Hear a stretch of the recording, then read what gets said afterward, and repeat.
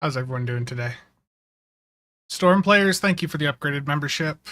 Ed, is this the Elite Casual Sab channel? Terrible.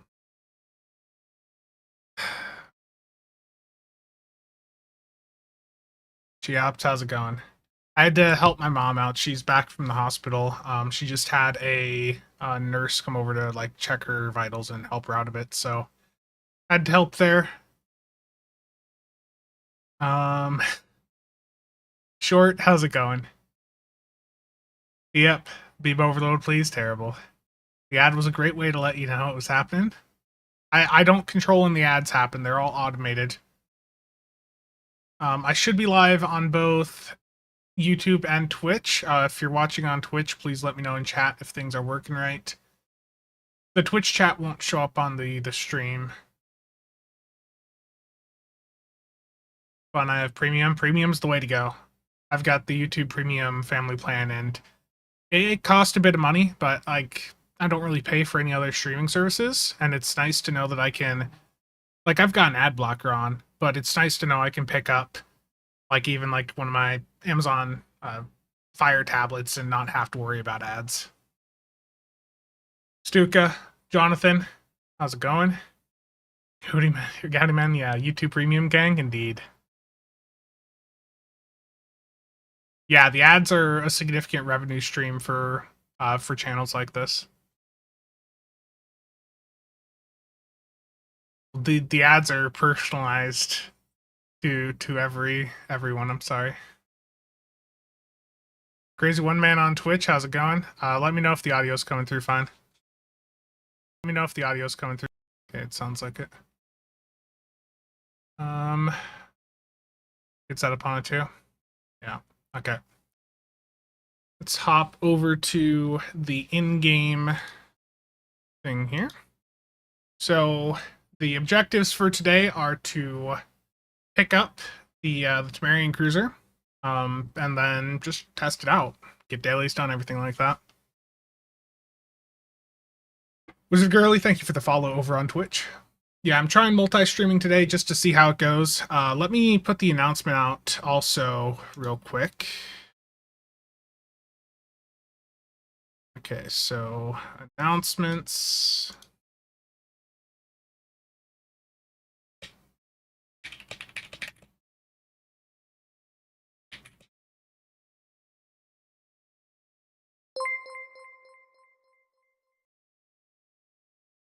Wizard Girly, again, thank you.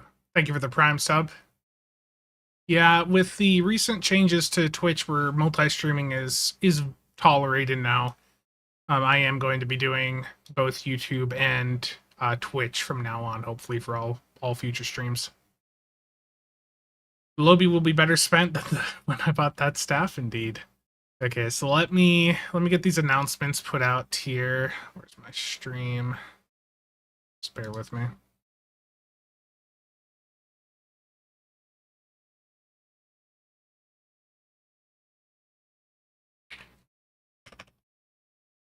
Let me get that Twitch link.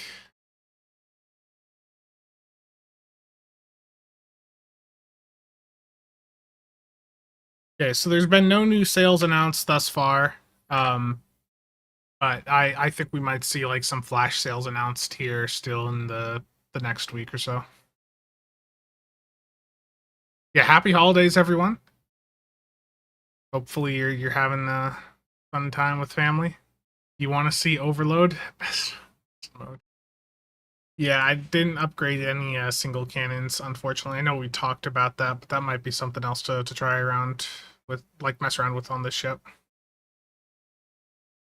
Rob. There you go, you fixed it. There's one possibility that I did completely forget to mention with regards to the 14th bundle, and that's that it could be mixed. Like, another route that Cryptic could go with it is they could just do a mix of like First Contact and also, you know, Wolf 359. Like they could easily do a mix of ships from both fights. A good Sovereign class would be amazing. But I think the main point of that video was the anniversary theme is going to be Borg focused, most likely. And the bundle will also be most certainly associated with that. Steve, thank you for the follow on Twitch. Viper1, how's it going? Like your sweater? Yeah. This yours right here? The real, like, pixely Q thing there? Yeah, that's neat. Definitely try a drain build for the console. Shields offline for over 10 seconds, and Maelstrom's going to have a field day. Is a genius. TMP themed bundle. I know Thomas would love to do more TMP themed stuff. I think he's talked about like that's the era that he likes the most. Hope we get a pilot galaxy from the Picard season 3. May I please do a Vidiian single cannon build on the Tamarian? I may actually have some Vidiian single cannons on my other character, so I'll hop over there and check. But let me get the Tamarian first. So I'm gonna do. Right now I'm at 18 out of 20. What I'm gonna do is I'm gonna get the 19th done, and then I'll use 50 Lobby to buy out the last day.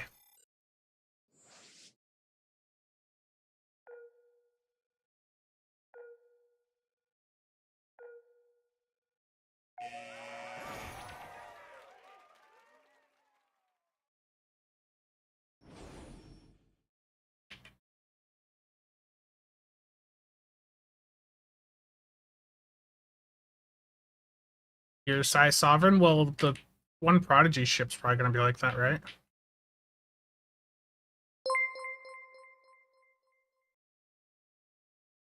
I'll check that Twitch notification here in a minute. Let me get this done. Naughty, naughty, naughty.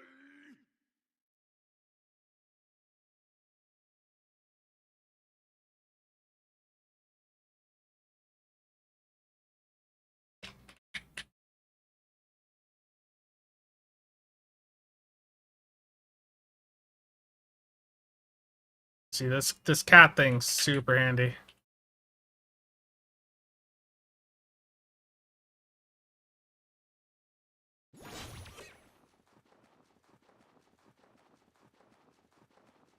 But yeah, it's not actually a sovereign, but it has like elements of a sovereign. Legendary. Well, they're not gonna. So with the legendary ships, they generally want to do ships that have already been in the game.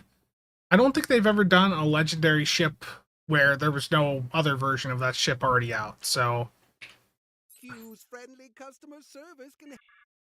I don't think they would go directly to legendary with that. Okay. I always open the wrong window. Buy it out. 50 Lobby. There we go. There be the Tamarian. And what's nice too is as soon as you go through and get it, you can immediately, do the daily again to get your dilithium if you want. And I can't actually do that on this character, but if I swapped characters, I could immediately go in and get that. Sovereign should be a battlecruiser. Worf's Enterprise, yeah. But what did Worf do to the Enterprise? That's what I want to know. Okay. Clarion Mumbler, thank you for the Twitch Prime subscription. Very much appreciated. And I'm not seeing any other chat over on Twitch. I've got my secondary computer up on my Ultra right up above, so I'm hopefully going to be able to keep track of chat a bit better. On a Klingon date? Oh no. Prepare for ramming speed? Peace is good. Yeah, well, the point with the legendaries is that there was a non-legendary version of the ship first, right? So even for the NX, there's a Lobby version first. They're not going to immediately jump to a legendary Shangri-La, but I think the Shangri-La would most likely be a. I could see it as like a promo. I didn't hit that. What is ready to home? What is it now?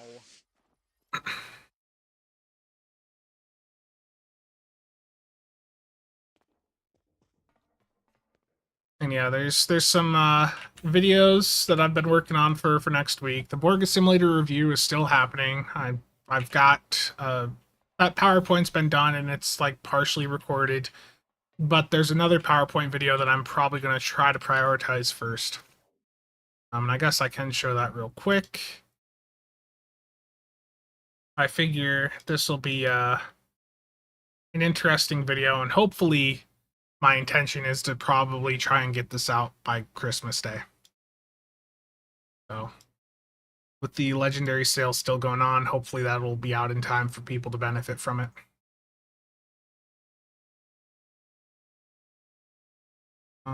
Nothing's the same. They're going to be lazy and make a legendary New Jersey Connie class. Oof. Linus, happy holidays to you as well. Let's open up the Tamarian here. Arrow. Okay, that makes it easy. Do I want to upgrade this ship? No, I don't actually. So it comes with plasma beams on it. Nothing special. I don't personally feel like burning a bunch of tokens on this ship. I mean, I can. There's a Phoenix event active. Why not?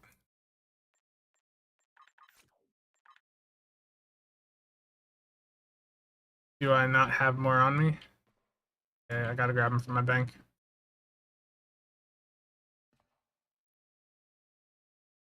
Like I said on the last stream, I did find some evidence that the assimilator was actually meant to be like the. My impression is I think it was meant to be the free fall event ship, and then something happened that caused Cryptic to change plans. Where's that review at?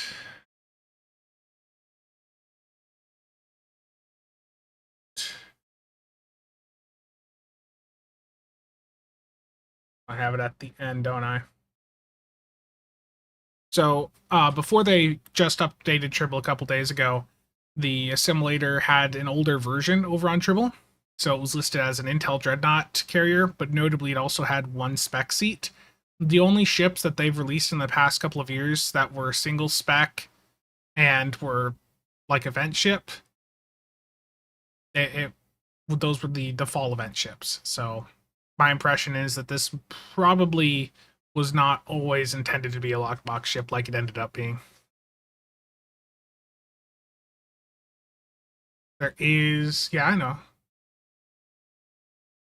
Bosper, glad to help. That the Phoenix tokens, like I need to get some more to be honest. So let's focus on the Tamarian here. Let's check the tailor out and see how many options there are. From what I've heard, there's a ton. You get the Tamarian cruiser. There's no alternative material. The no alternative material. The interior is the same. Can you change the nacelle, like the lighting there?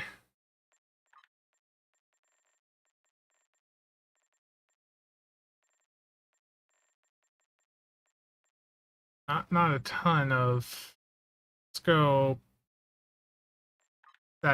Sagittarius here and see what this looks like. Yeah, so you don't have like a ton of customization with this. That's sort of unfortunate. Like I'd hoped with this, given that this was a model that they ended up using in how many of the shows for many different alien species, that we would at least be able to like change the colors here. Because like for some of the other races that had the ship, the only difference was it was like blue instead of red, or like a yellow. So that would have been nice for them to have done that, but it seems that they did not. Star Destroyer looking saucer? Yeah. Let me go grab some upgrades from the bank here quick. Wait, I've got them here. Why wasn't it letting me?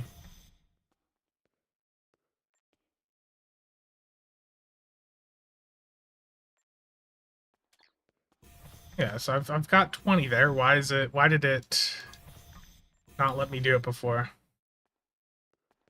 Oh, because I was out of the window. Damn it. Mac, how's it going? Documents. Every bridge should have an exchange at this point. They should just let us use whatever bridge we want. There we go. Look at all them device slots. It's always funny to see.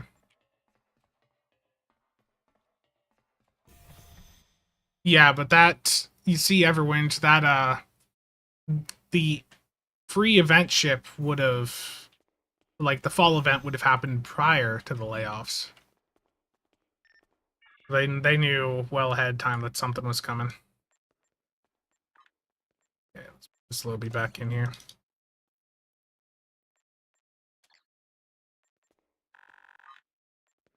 Yeah, I know, Voyager. Sam, how's it going? Eager to see how the Tamarian flies? Okay, let's head up to space, take a look at the stuff on it, the accessories.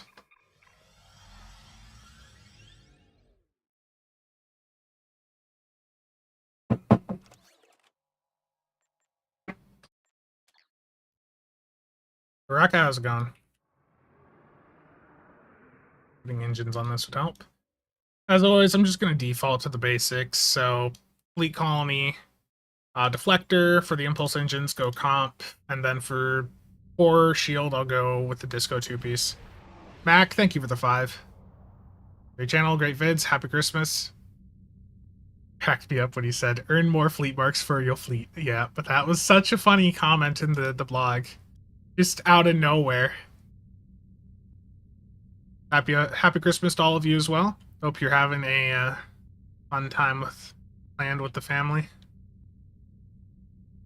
Okay, let's see here.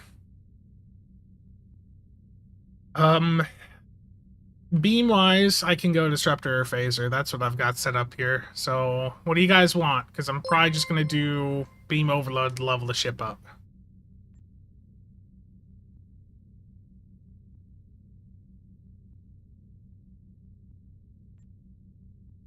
I don't have Polaron set up on this character, aside from the cannons. You guys want Phaser? Okay. Let's do... Where's that? There's Terran. I'm gonna do the Phaser narrow angle beam arrays off the Connie 3. I guess can do the wide angle dual beam bank. It's right there. And let's toss a Maelstrom on. I like the Maelstrom torpedo. It's just so good. It's just the thing is with the first strike bundle, like, it's hard to recommend going out and picking it up for the torpedo, you know? That's a lot of money for a weapon. Let's do advanced inhibiting phaser. Then I have a crafted sensor, or not crafted, just a lockbox sensor link. And then for the last slot here, this doesn't have miracle workers, so going with that would not do much. Let's do kinetic cutting beam. Just do a bit more of a forward focus here. The old cryptic just doesn't care. Oh, Merry Christmas to you as well, Sam. Well, yeah, I mean, the thing is, CSV is always going to blow beams out of the water. It's just the nature of content in this game. Can I make red and green weapons for Christmas? There's green phasers out there, right? Like the biomolecular?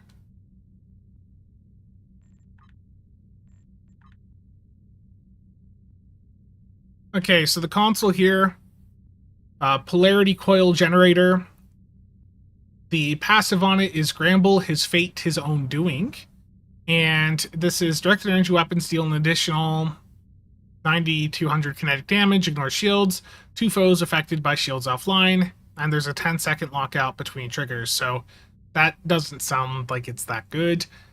The clicky on it is an AoE shield offline, then weekend, so in a 5 kilometer radius at target, shields offline for 4.8 seconds. And that would increase with control, I imagine. And then after that, it's going to be minus shield resistance for like 14 seconds.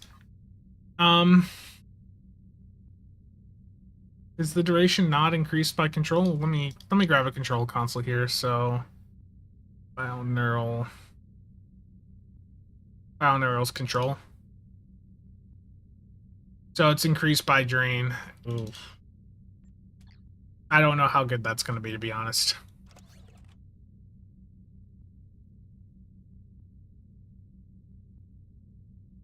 Okay, let me grab some phaser isomags. A ship like this will do very good with phaser isomags. And no, I do not have any phaser isomags up on the exchange before someone says I do. I sadly have sold out of my my stockpile of these things.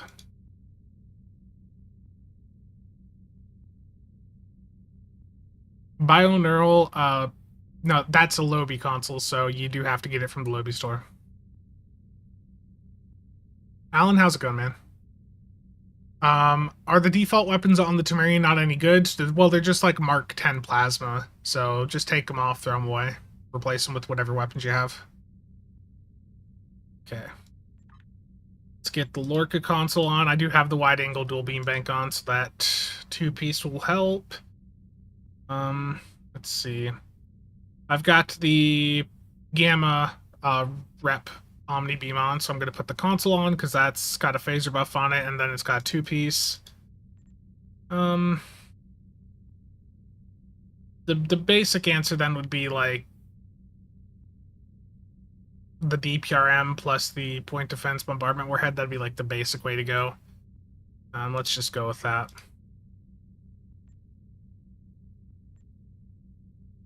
And then up here, we're going to put on the phaser lance here. Simulating.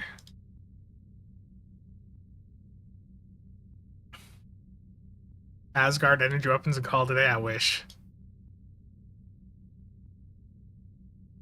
And the starship trait I didn't look at, but Darmok and Jalad, once per foe, damaging an unshielded facing allows you to beam their captain away to target, disable for 6 seconds, and minus 33.3% all damage for 60 seconds to the foe. And to yourself, it's a minus 10% recharge time on captain abilities. So I'd be curious to see how well that works on like a high DPS AoE build, like a CSV build going into like advanced content. How quickly can you get things cooled down? But if I recall, they did add in like a hard cap on how far you can cool down some of the captain abilities a couple years back, because someone had a build where they could just chain, like go down fighting an alpha together.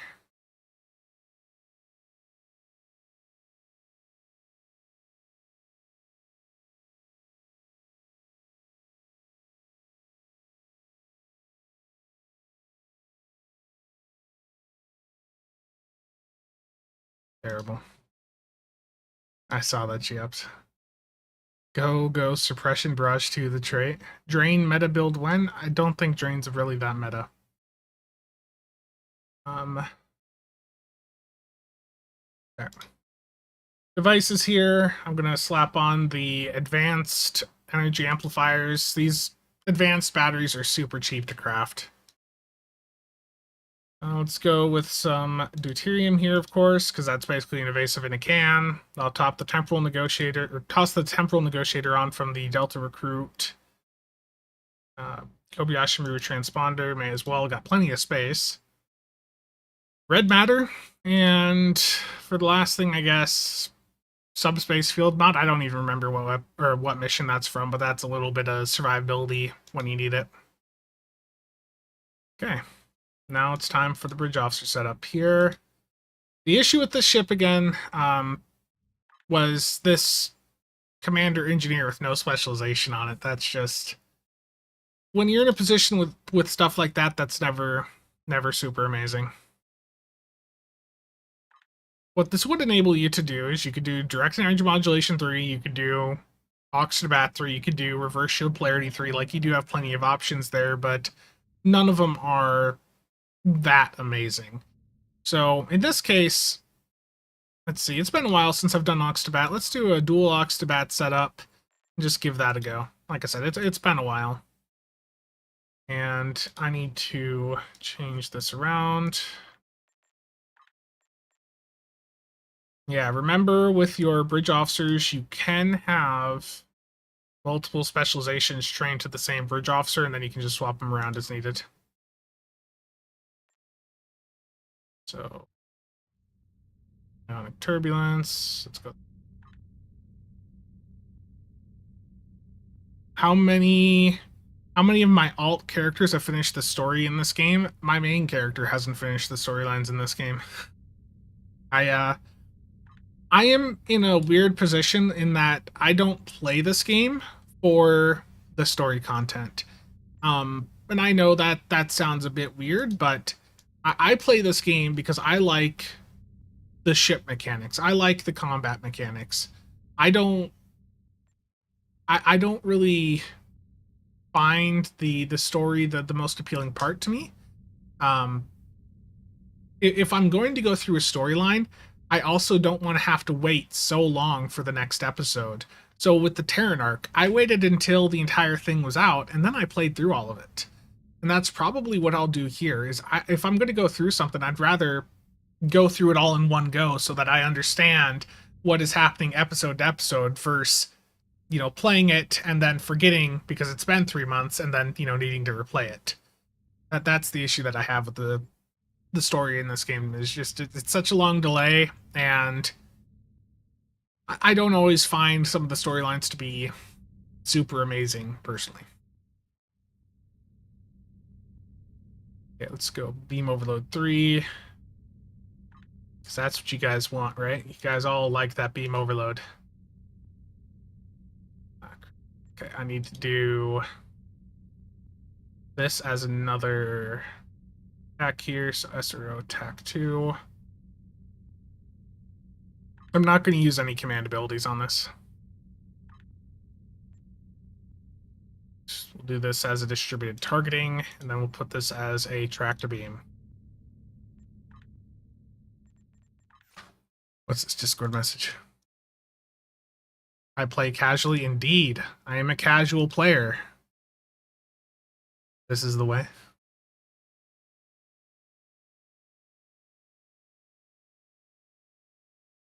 I like the game mechanics, but I really love having a narrative around it, even if it's not always the best story around. Yeah, that's fair point. Yeah, I think at one point, I may have had, a character that had all of the storylines completed at that time, but like a lot of the newer stuff I haven't went through and played. I don't think I've even played through the like that entire Klingon arc. I think I just did the ones where I needed to get some piece of gear from it. So Universal Designs here. We'll skip Ruin on this one. Super Weapon Ingenuity, of course, because beam overload. Ship the line I do like. That's 50% crit D. And let's get Cold-Hearted on here. Give me some more debuff. So, Emergency Weapon Cycle, Universal Designs, Super Weapon Ingenuity, Terran Goodbye, SAD, which will be triggered by the CSV on the build, Ship of the Line, and then Cold-Hearted. The SAD is there because the debuff skill is going to be helpful. Oh yeah, I can do OSS too. I remember when I did the theory craft for this, I forgot about that too. Thank you for the reminder.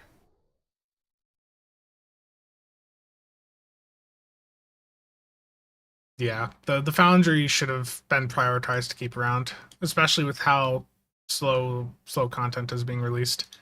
I need to, if I'm gonna have the cutting beam on, I should have the assimilated module. And I'll leave the DPRM as just a survivability clicky, but it's not. I don't personally think that the DPRM is as essential as it once was. I think you can live without it, but it still is nice to have. Now, if you're doing a beam build, a trait that is often overlooked nowadays is... Oh, where is it here? As soon as I can find it. Symbiotic Ice. If you're running a beam build, you should really have this trait on. Symbiotic Ice is basically an additional 6% damage that you're going to be getting. So it's 6% of your beam weapon damage that is being dealt as cold damage. So if you're running a beam build, that is legitimately a good trait to have on. That's a personal space trait you can get off the exchange. I have no idea what the price is right now. And no, I do not have any posted on the exchange. I don't actually have many space trait boxes left. I've really slowed down opening lock boxes this year. I've detailed in the past how there's issues with the Infinity Lockbox, and Cryptic has failed to address them. And that really is just hurting the entire lockbox ecosystem. So their inaction there is just making the process of opening lockboxes more and more painful for people that want to open them. Kathy, thank you, Uncle Spencer, for all you do for everyone. Glad to help. I hope your leg is feeling better soon. Beam overload first on the tray. Yeah, so my mom there is out of the hospital. Got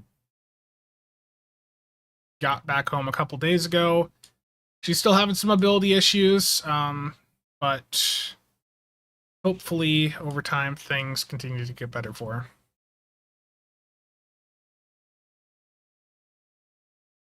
I put my uncons on the spam bar.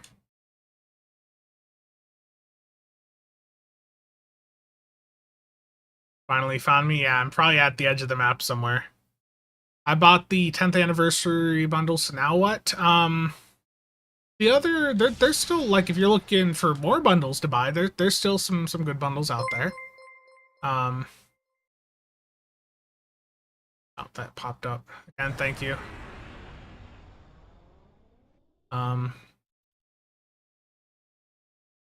Like Cryptic to give us some more gold beams, yeah. But if you're looking for legendary, are you looking for more legendary bundles? Or are you looking for what ship you need to focus on from that bundle? Like, because there are other legendary bundles that are good to consider, like the legendary battlecruiser bundle, the legendary Romulan warbird bundle. Both of those are really good, and the Mirror Universe bundle with the legendary Galax, that's like 38, 39 bucks. That's really good too. Builds. Well, for that, I would take a look at the builds Discord. You know, figure out what ship from that you're wanting to look at. There's a lot of cruisers in there that are like 4/4, so I foresee you setting up lots of beam builds in the near future. Greg, thank you for the gifted membership. Much appreciated.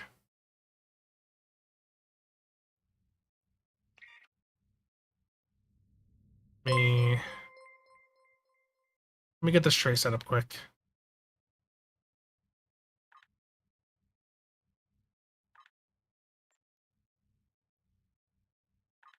Yeah, so all the like cruiser commands have neat little tie-ins with all the Tamarian stuff.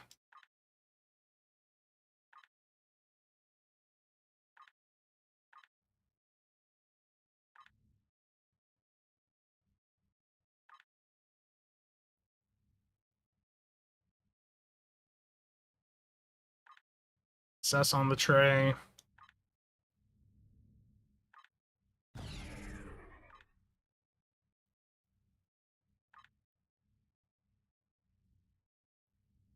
I already forgot evasive maneuvers, so I'll get that here in a second. And I seem to have the wrong specializations on.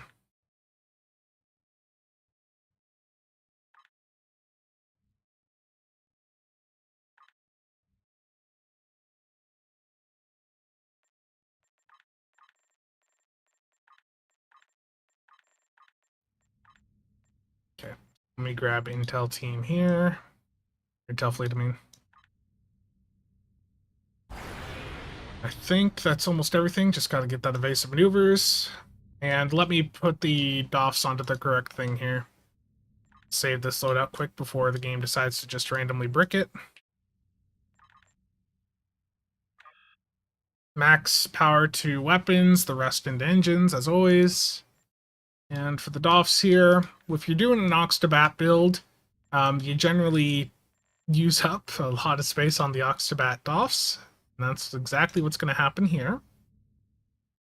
So we're going to go with a bit more of a classical setup. So let's see. I'll keep the 27 on, but I'm going to drop the crit chance duty officer that I have. There we go. Let's save that again.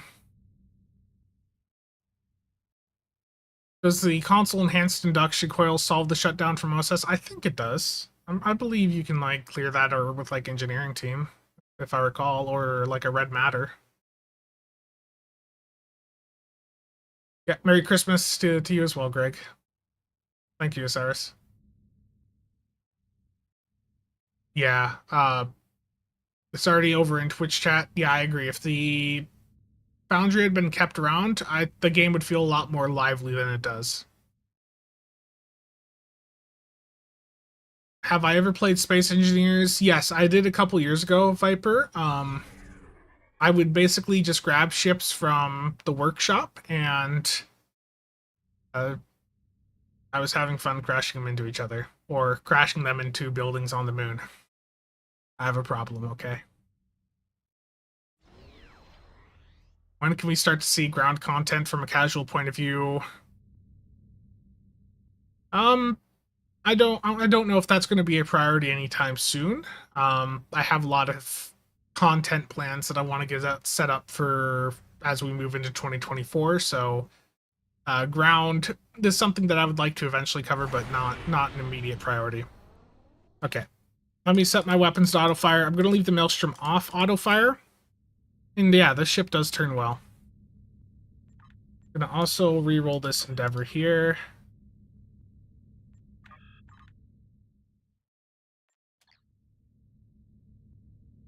Is the $300 anniversary pack worth it? No, do not go for the premium version of the 10th bundle. Only go for the standard. You're paying with that extra $100. Go buy another legendary bundle. Yeah, the premium version of the 10th is not worth it. Just go for the standard. You get all of the ships in the standard. The premium version just has like an epic token and some other fluff that is not worth $100.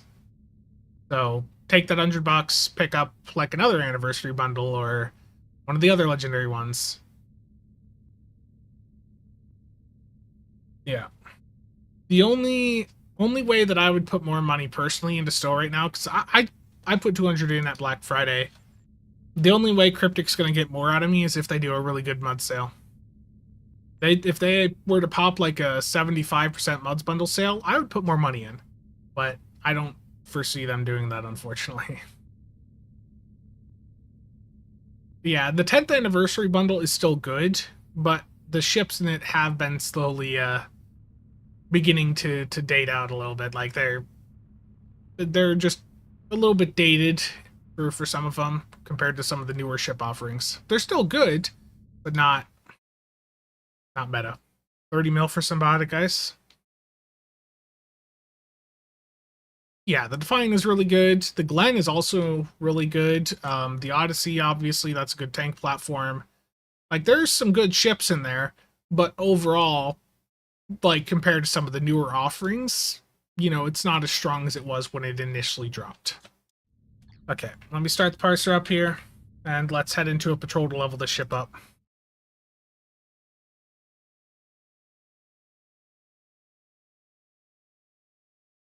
Galax at 2.5? Yeah. I think you're looking at probably about 10 days is what I've been hearing for the backlog. So if you put up your Zen, you're probably not going to have it gone by the time the sales are done. That is unfortunate. Okay, patrols. Gonna do an Elite Argala. Elite Argala, one go will get you up to tier 5 in a ship.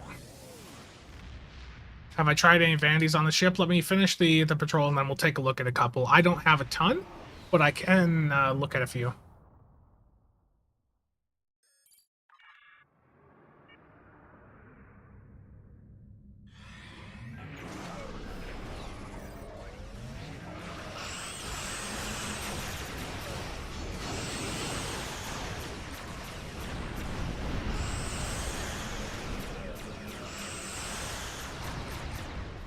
mean, it handles well.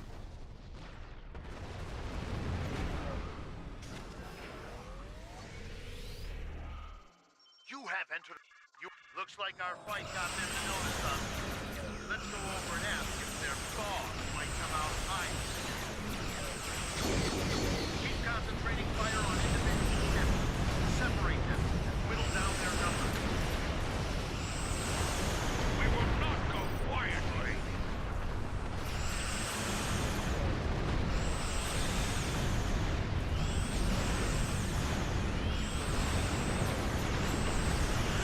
Stand down and surrender to the guard. Sensors are picking up small habitations from the atmosphere, possibly consistent of multiple temporary hideouts. We do what we want, where we want. Picked up a tight beam transmission on a new frequency. We're jamming that spectrum of their comms now, but it was probably a call for assistance. I'm taking you with me.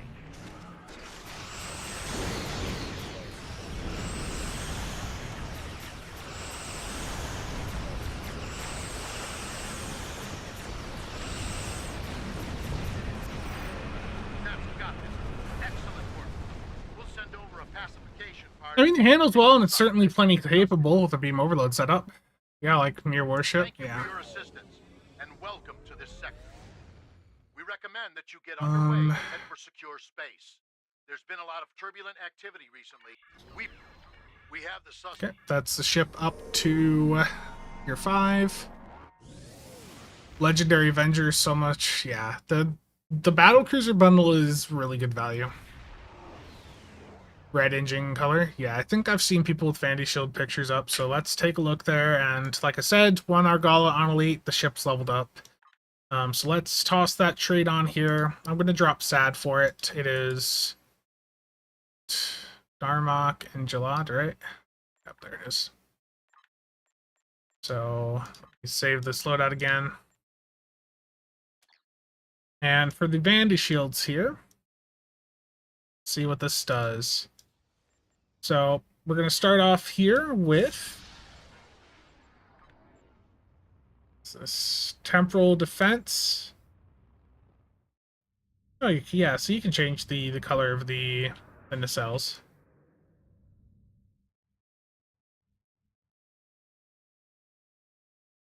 Through a Vandy shield. Bozeman Titans. I don't really like that. Slime Devils. Perfect for when you're around Trisander. Dyson Joint Command. Oof. The issue with the Dyson is just that detail there is just it doesn't look great on some ships. Emerald Chain. Oh no, I don't really like how some of the detail is on this, especially the nacelles. It doesn't look really great to me. What do I have next? Elven Divergence. Keep in mind this one's different, Fed versus KDF, and I'm on a KDF character, so this is what that looks like. Not really that great. Medical Vandy Shield.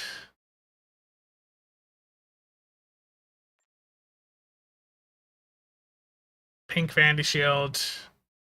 I don't even really note it. I mean, it's a little bit of a pink tint.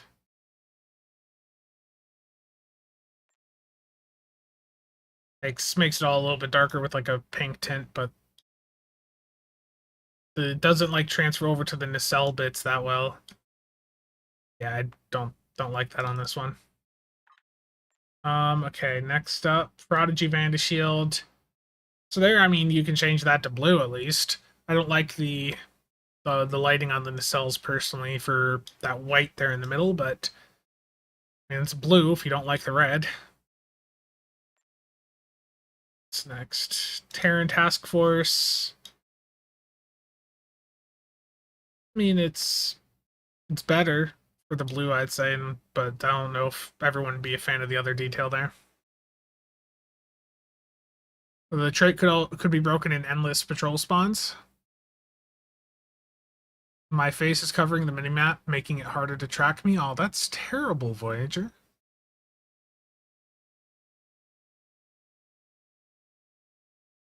drop IA and test just the trade alone. Okay. Well, let me pull something up actually. So CDR.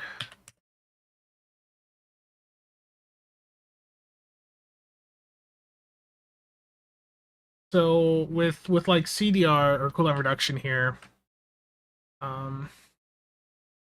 if I recall, there's like they added in like a hard cooldown limit on some abilities, I believe, a couple years back for captain stuff. Did they not? I might be wrong, but I could have sworn that they duplicate might be that where you can only get it down so far. Because back in the day, when continuity, I think continuity, there was a build chain that I was messing around with that would enable you to get like go down fighting to basically be up all the time, and it they ended up nuking it not long afterwards. Okay, Lucari. I know some of you like that Tron appearance that the Lucari gives. I don't think the white lighting is as bad as with that other blue shield. Yeah, I think this is Lucari generally looks good. I think this looks fine, but it's definitely not going to appeal to everyone. Assimilated. So if you wanted to go like full Borg assimilated on this, let's see what that would look like. With the Borg stuff from the Omega reputation. So you could really make this look Borgified. That's not going to appeal to everyone, but some of you might like that.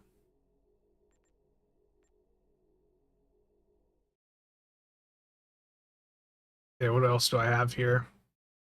The Riemann. That's an interesting take. One of the few ships that the Riemann actually doesn't look that terrible on, to be honest.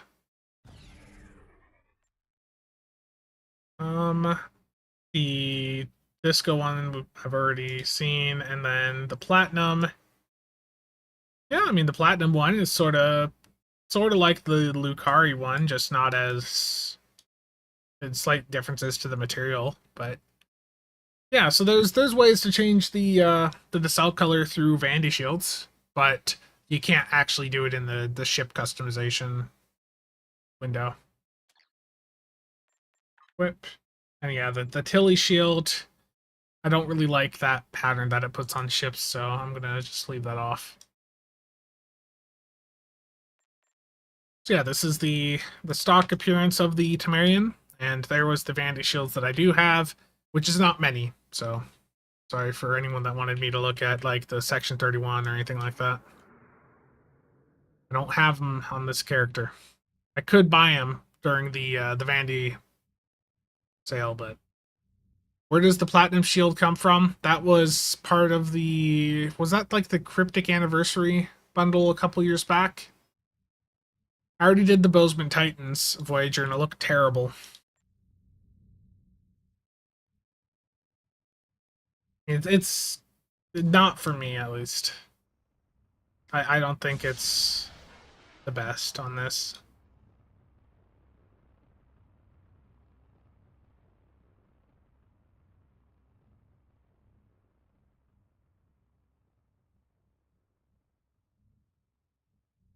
Everwind with Stowe, it's more the gear helps, but it's understanding how to like chain abilities. The gear, the traits, all that does help quite a bit. But like understanding ability rotations, like how to position your ship to try and maintain high uptime on target, that's generally like the more important aspect. I sort of like this Borgified. I feel like I might just stick with that here. Like there's the Borg shield from the Omega rep. Turns it green, puts that little Borg pattern on the ship. Not the most high res, but it's cool. And then of course you can put the engine on, which adds that there, and then the deflector. Add that bit to the front. I know it's not for everyone, but I sort of like how it looks here. And if I've got the assimilated module on, that's a couple more pieces that I can have. That Borg assimilation or assimilated module console does have its own visuals, which you just saw me disable, and I'll re-enable now. So yeah, I'd probably now the Borgified ship here.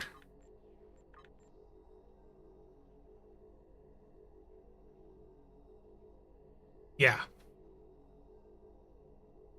No, Mark, I am not.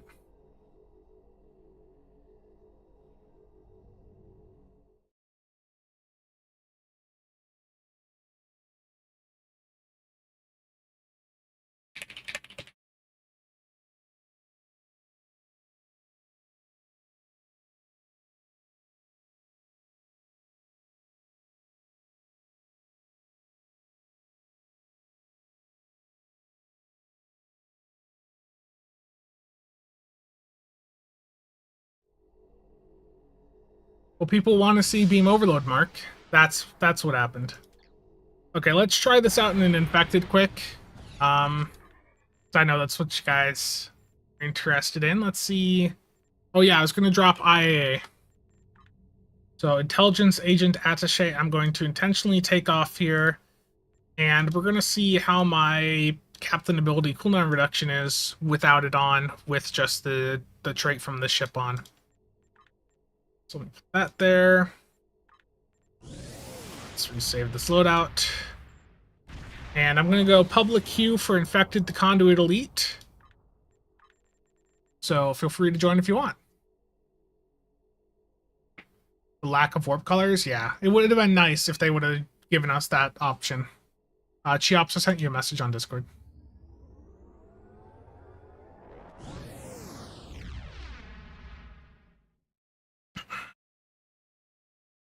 By the way, with regards to Trisander, I told Triz that I want to do a theme stream tonight, and I have a game to give him, which I think is going to be very beneficial for him. It will hopefully help him learn how to address some of the issues that he has. So if you're someone that frequents his streams, make sure to stop by tonight.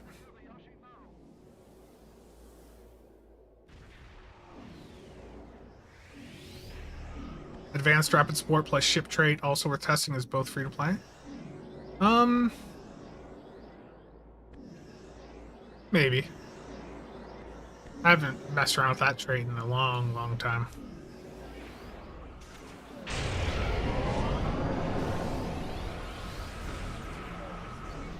Scanning the nanite transporter. Got it.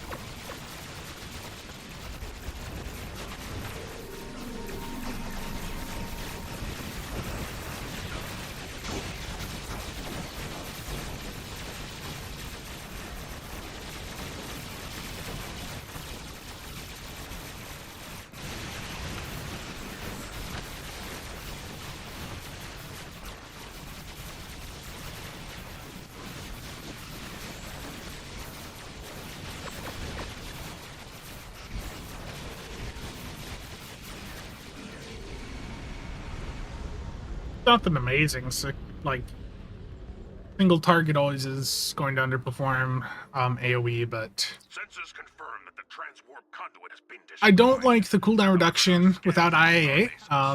The issue with the captain ability cooldown reduction here is that,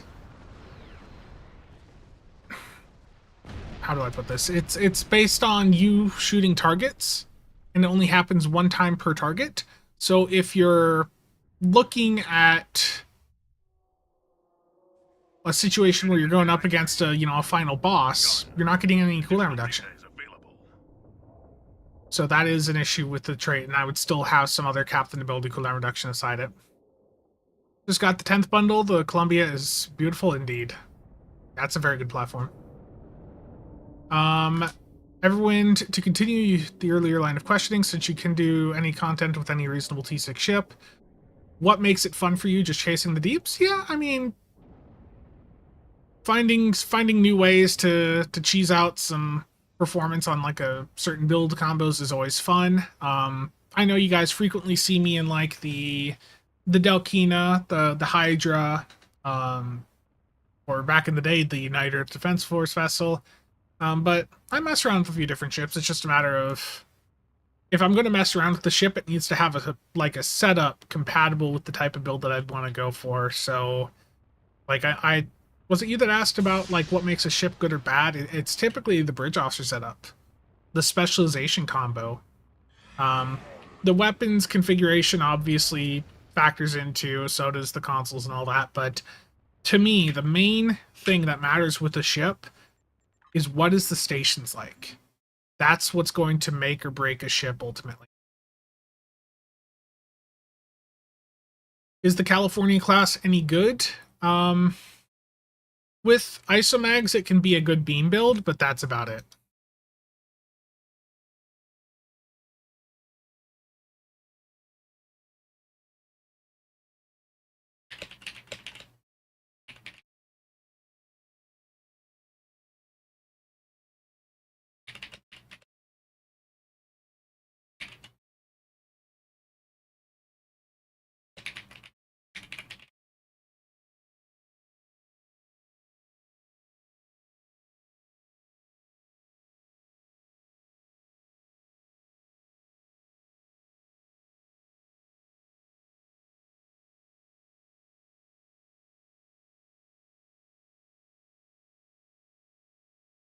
Give away winner drop their handle. Yeah, let me go get that stuff mailed out quick. Will any Cardassian ship give me spiral wave disruptors? Yeah, if you own any Cardassian ship and you actively have it on your ship roster, you should have the ability to purchase spiral wave disruptors. If you have it in your dry dock, I don't think it will let you. It actually, like the Cardassian ship, any of them have to be actively on your ship list. Just one of them. And that will get you the ability. Favorite is the Inquiry. Yeah, but the California class with isomags definitely is in a better state than it had been. Is my Twitch chat updating? Let me check here. I've had issues with Twitch in the past where stuff didn't update. I am looking at both Twitch and YouTube chat, so if anyone over there does want to say anything, feel free to hop in. Any wood that I would recommend, the Cardassian flight deck carrier. Wizard Girly? See them defines there. I need to add in some more emotes. I know I can't remember names right now, but I've had a few comments about needing to put more emotes in for the YouTube side as well. Yeah, the Cardassian Intel flight deck carrier definitely is the one I'd take a look at. Okay.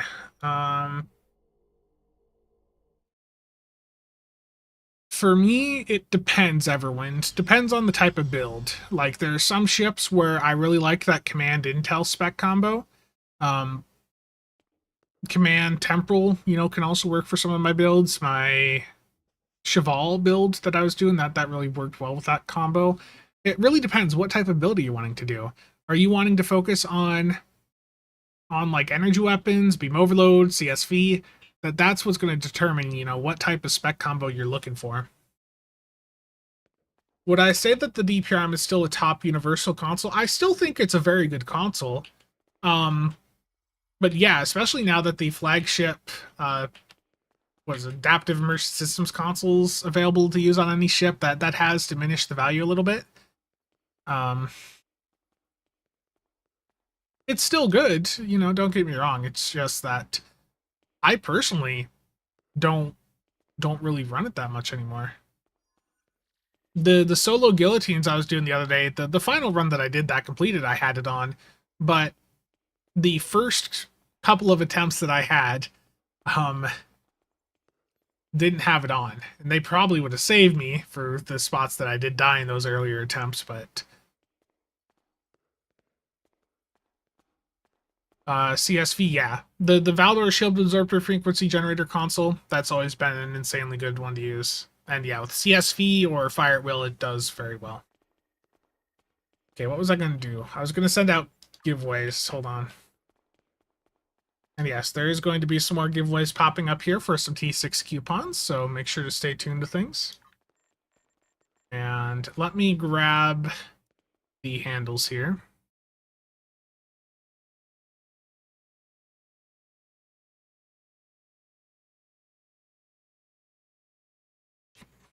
Terrible G-ups.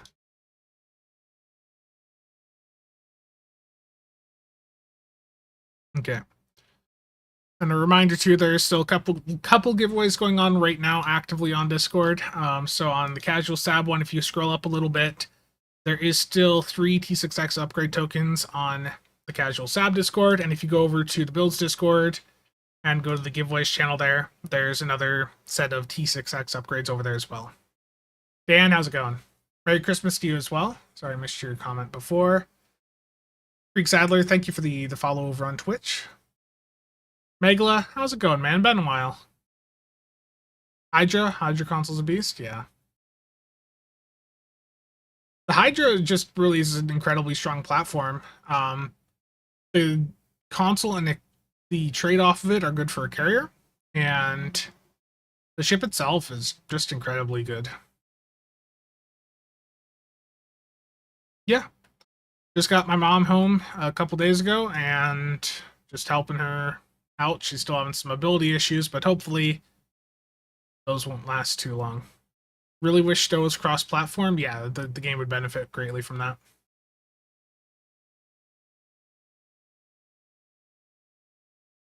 So the first giveaway I need to do here, Photo. What was this? The Tack Ground Starter Kit. So let me grab that here.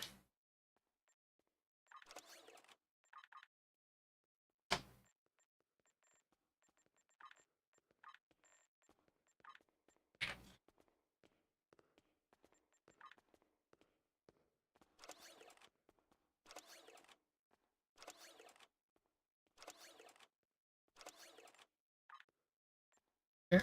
And then JF Highlander won a T6 coupon, so let me get that sent out.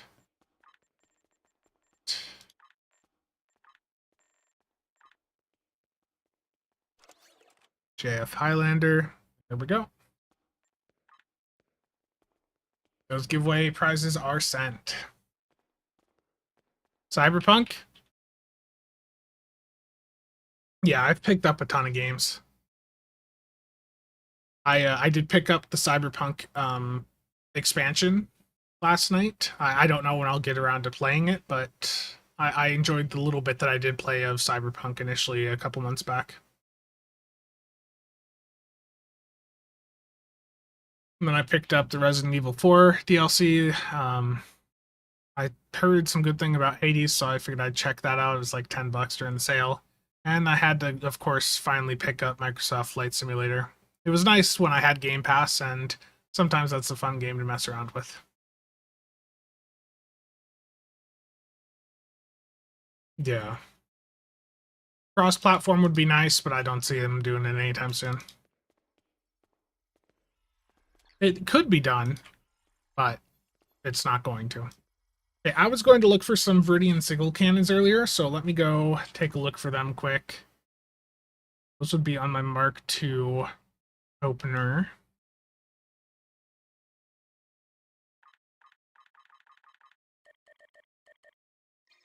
Yes, I have the Logitech X56 that I picked up probably 3 or so years back. Bought a TV through Dell when they were still selling them, and um, it came with like $100 gift card. So I just used that and ended up getting the X56 for like $100. This is like right after it had been released.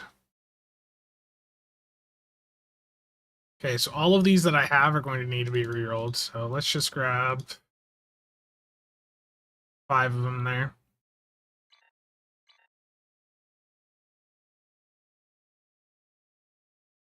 Terrible Voyager. Short, thank you for stopping by. See you around. Black Omega, I have no idea. I'm sorry.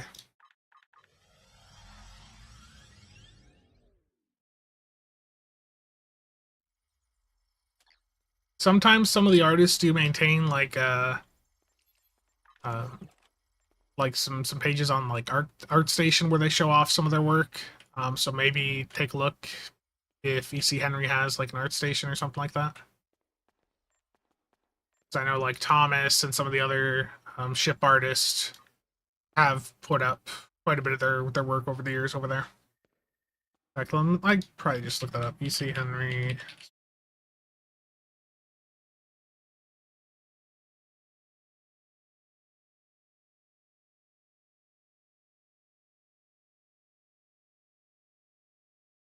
I don't see any Stowe stuff. Looks like he's got a bunch of stuff for other like Star Wars.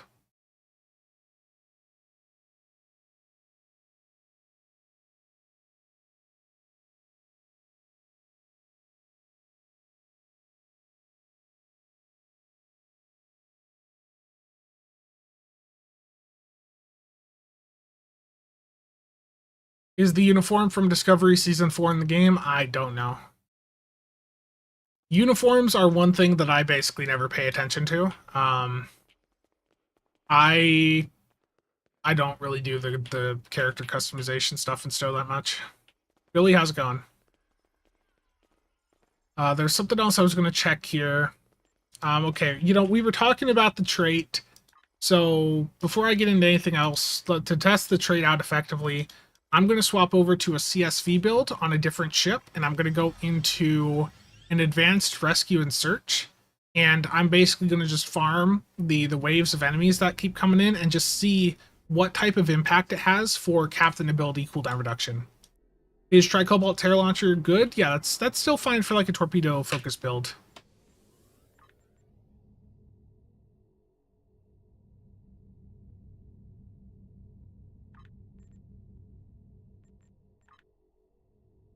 Okay, so we were just talking about the Hydra. I'm just going to bring that out. What's that? Hydra.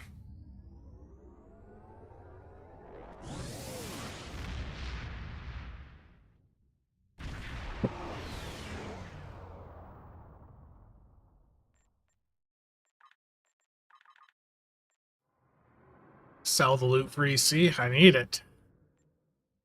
It looks like I'm about to need some more batteries too, especially deuteriums. Let me get a couple of them started up. So with the crafting, I have some keybinds that I've shown off in prior videos. Basically, I hit numpad 4 and it brings up the last item I crafted, so I can spam craft the same item like batteries over and over again.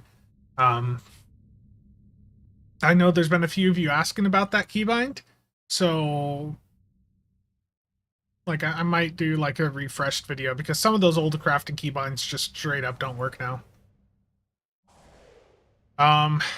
Fleet battles between fleets, that's been talked about a lot over the years, but I think the fleet system at this point it feels like has largely been abandoned by Cryptic with regards to development.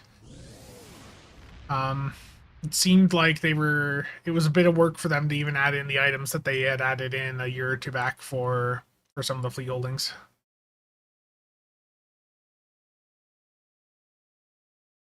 Act, I don't know. They never said anything. Cryptic's communication has never been that good. They just don't communicate. Yeah, Billy. The old crafting keybinds were really nice. Okay. I'm going to try the new trait here. So I'm going to drop... For this, I'm going to drop Cold-Hearted. And I'm going to put Darmok and Jalad on. Do I run this without IA, or do I also run it with IA so that we can see the captain ability cooldown reduction? Yes, I know, Chell, but not everyone is running with a team of people running beta. Look at how many people still think that, like, Delta's a good attack pattern to run, or, you know, run Omega. People don't understand the value of debuff, so Pen is good for the casual audience. But I know.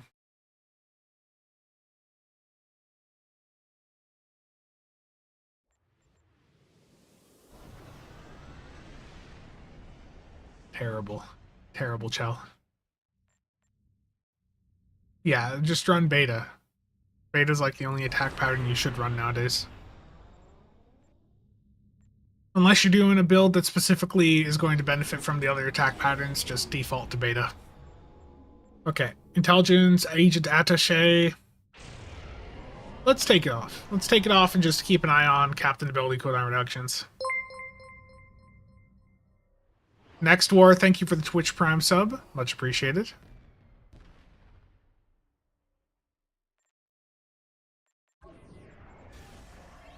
And let's see here. What do I want to run instead? I guess cannon training if I don't have it on. There we go. Okay. I'm going to go into an advanced difficulty, rescue and search, and basically the idea here is I just want to see how much captain ability cooldown reduction I get from this trait. Search, there we go. Delta for tanks? Or Yang's terrible. No, even on my tanks I run beta. Beta applies a debuff to everything that you shoot, and if you're on a tank build, you're shooting everything around you. Delta only applies a debuff to things that shoot you, and as many of you probably know, there's a lot of targets in some of the maps we go into that don't necessarily shoot weapons.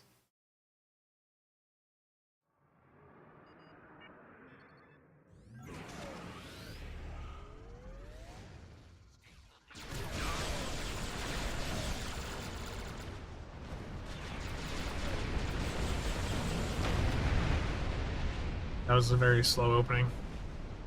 Lambda. That has value in PvP, right? But general gameplay now. That rift's unstable. We need to hurry or those ships won't make it.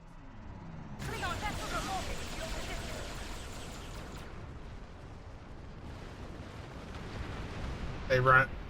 Yeah. And if you're doing like Assault Formation Theta, you do Omega, but like for general, like if you're just doing PvE content, you just run beta. Delta Prime, I don't know, there's so much crit chance available on a high-end build nowadays. I just don't think I'd run Delta Prime much anymore, to be honest. Let's regroup with Kumarkin. Bad news, I'm afraid. Klingons are approaching our position.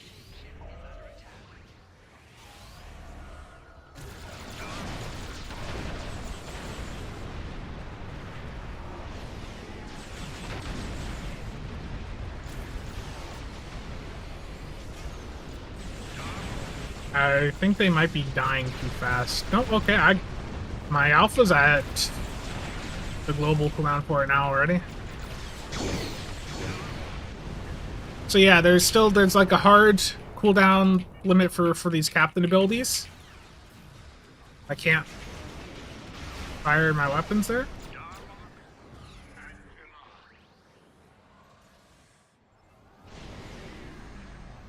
Just got shot across the map. I hate that.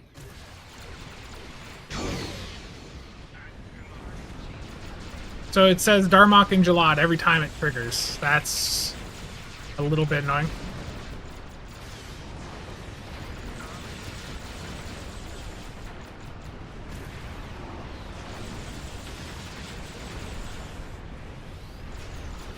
It's saying Darmok and Jalad every time it goes off.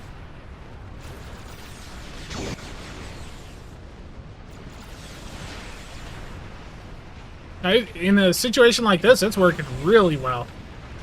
Like, look at it, my captain abilities are like immediately on their like global lockout. A talking trait, yeah.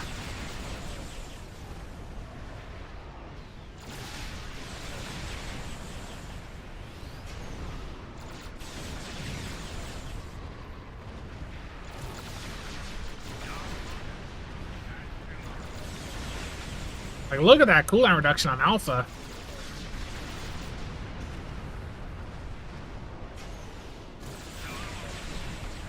Or my tac fleet here. Jeez.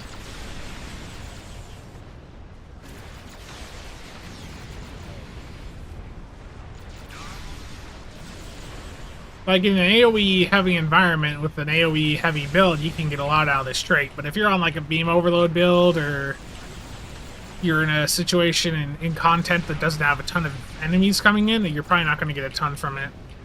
But this trait's pretty good in the right situations.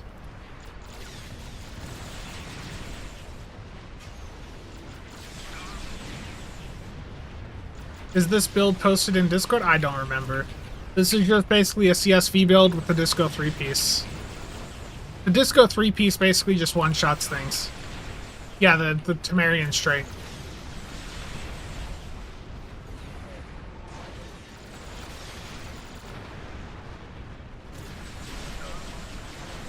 Let's deal with the stragglers, shall we?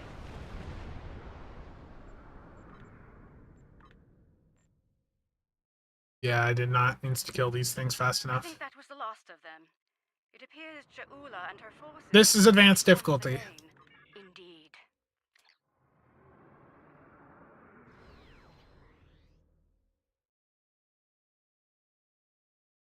Now the fun part. Gotta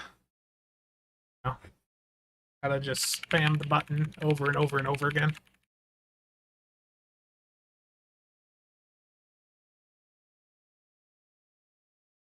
Why don't we have a button to do everything in one go?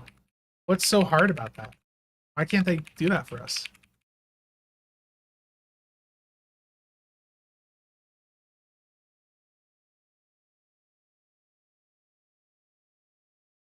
Back down.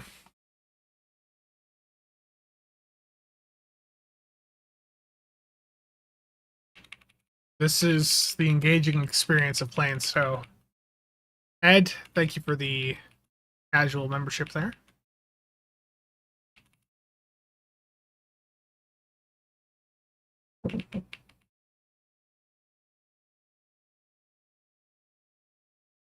Auto loot would be better.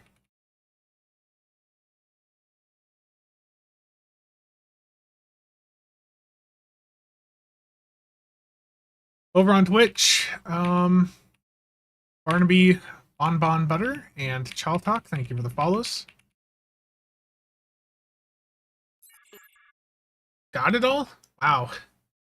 It took a bit of time. Look at that inventory. All the crap it just tossed in there. Whenever you're going through and salvaging stuff, make sure you don't accidentally have like some isomag unprotected or anything like that. That would be tragic. Okay. What was that? 4,500 salvage?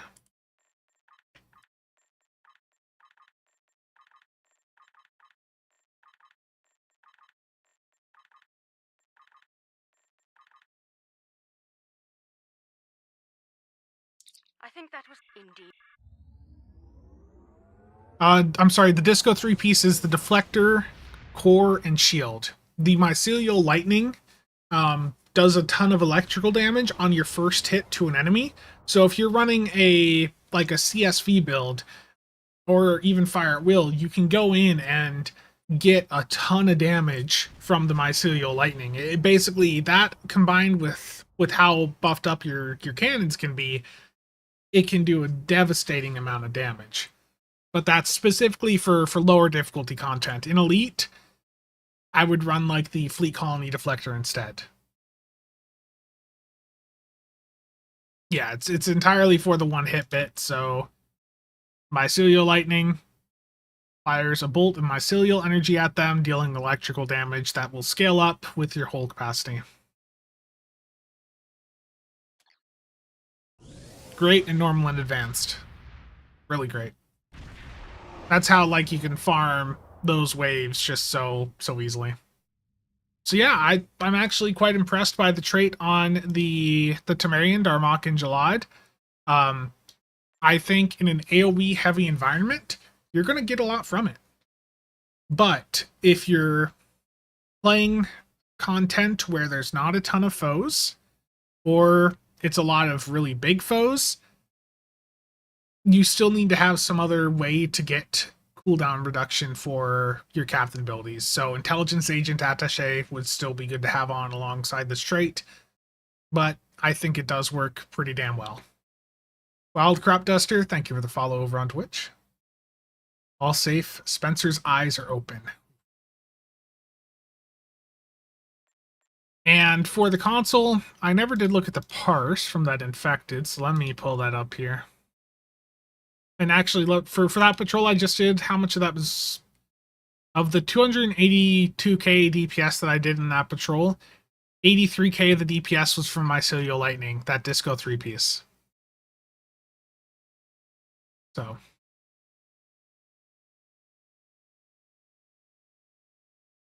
yeah. Because, yeah, the Tamarian, like... Didn't the first rumors of the Tamarian happen, like, a year ago? Like, I remember hearing about it and thinking that the initial thought was that the Tamarian was going to be the event, the winter event prize last year. So yeah, it's had plenty of time to bake. Third piece for the fall build, good. I think you'll like it. Like I said, normal or advanced content, you're going to get a lot out of it. But in Elite, it can do okay, but it's not going to one-shot things on Elite. I would run something else in that deflector slot on Elite instead. How's the event ship? The Tamarian's good. The Tamarian legitimately is a good ship. Where's the console? Particle sustaining field passive. So that passive's up all the time, and in the infected we did a little bit ago, the console did 283k damage. So yeah, the console I don't think is really going to be worth using. The console I'm not impressed with. But the Starship trait is good. Starship trait and the platform, it's not the best platform ever, but the Tamarian is a solid ship.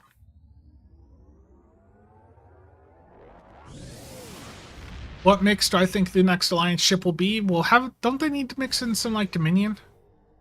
The pen is also good for solo, yeah.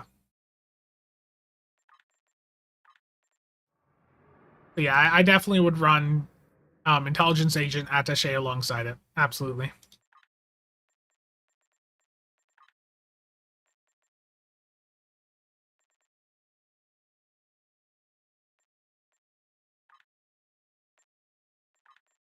I've always enjoyed solo content. I find that it's just a really nice challenge. I mean, the first videos up on this channel are from like, what, 2012, and it's me soloing Infected. Like, I've always, doing 5-player content on the hardest difficulty solo is always fun. It just, I like that type of challenge. Got like a hair or something stuck in my mouse. I'm trying to keep the cat off the desk, but she just does not want to stay off.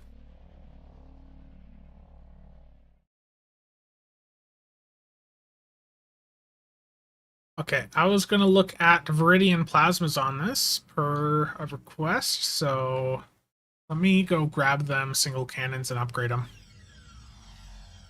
And another thing too, Child Talk, I'm on both at the same time. Twitch changed their rules, so you can multi-stream with no issue. Let me get that secondary light on too. I didn't realize it looked so dark. Here's the control.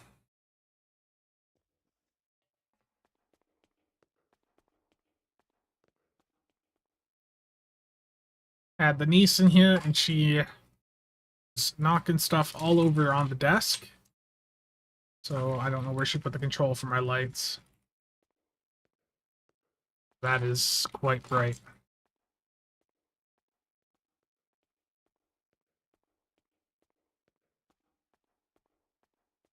This is a sign that I need to clean the desk off because I can't find the damn control. We're going to just turn that back off because that is blinding. I'll have to find wherever that is. Well, the cat, she'll run across in front of my monitors and then jump up on top of my computer. That's what she's liking to do as of late.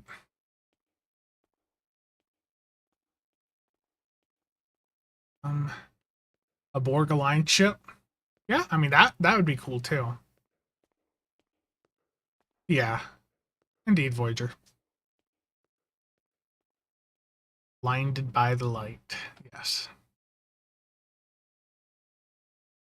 Pretty much. Okay.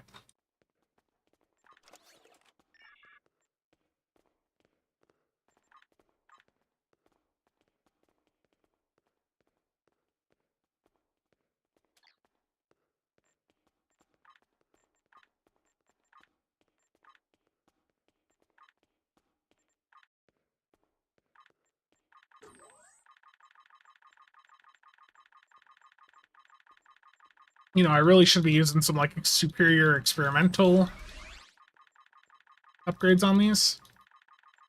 This is going to be a lot of clicks to get these upgraded.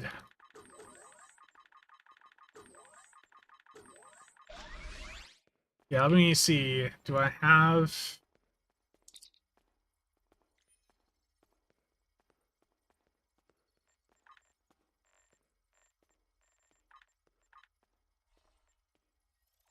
typing it in wrong, probably. Yeah.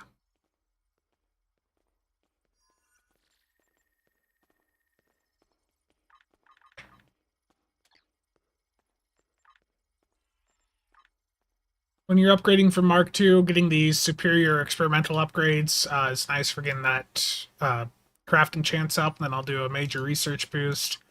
So it's 20% chance, and that'll carry over to like Mark 7 or 8. There's ultra rare. Okay, next.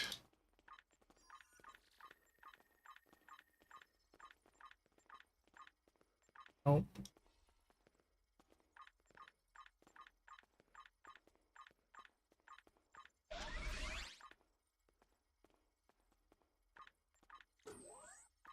I thought I hit the button, but I clicked too fast.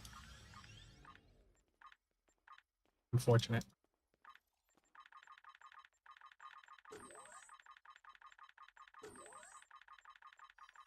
Right before an upgrade a week, and I don't care.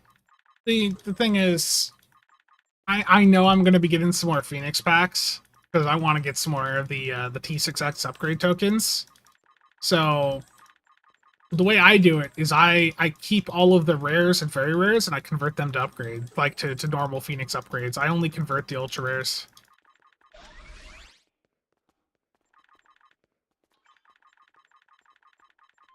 Where can we find lots of those research boosts for upgrades? The exchange. That's the best way. It like bugs out and does that quite often, Black Omega. Thank you for doing the single can build. Yeah, it's going to be a plasma setup because these are what I have for single cannons, but in a meta-oriented spiral disruptor CSV build with a use the Dragonborn console that or Dragon's Blood. That's still a very good console to use. Oh, almost. Actually, I don't need 5 of these. I only need 4, so just line up the spot and you can just spam click the Phoenix upgrades.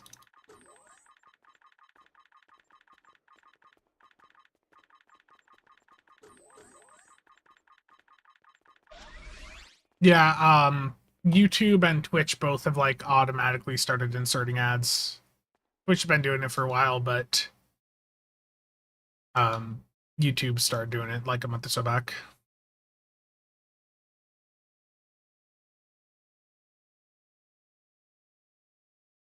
Teak Stow, yeah. Okay. Re-engineer, going for full damage mods. I do crit D damage on the epic, and then damage for the remaining modifiers. I am going to need to get some more dilithium here, though.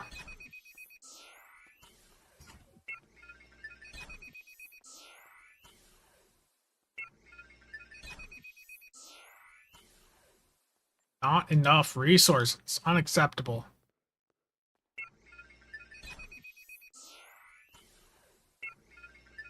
There we go.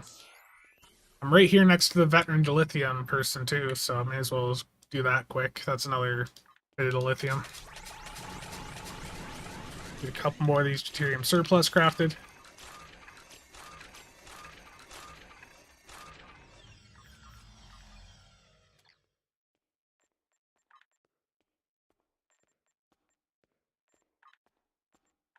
Let's make sure these are all protected before I accidentally discard one of them.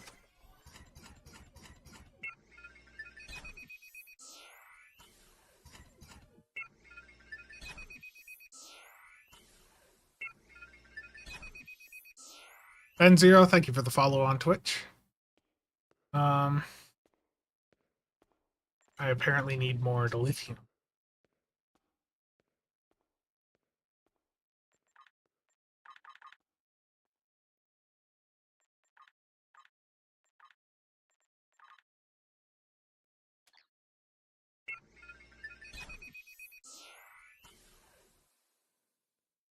Hope you make revenue. Yeah.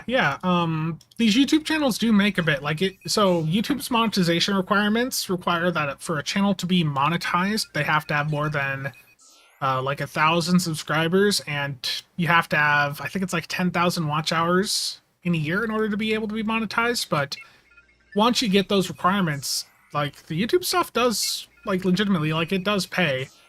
So like for a content creator around my size or MC Stews, you know, these channels are getting like, I know some people have tried to undersell how much they get from their channels, but like I haven't had a month this year where YouTube wasn't at least $500. That's why I've been sort of critical about some things that others have done, is because these channels do make money. That's how I cover like all of my stove purchases nowadays, is through the YouTube money.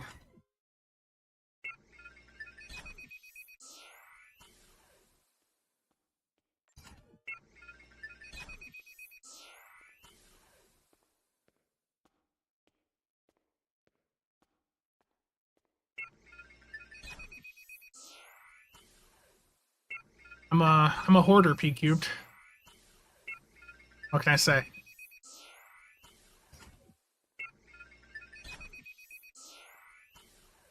Yeah, I mean, I did see some accusations on Reddit like a month or so back were saying that I was a gold seller.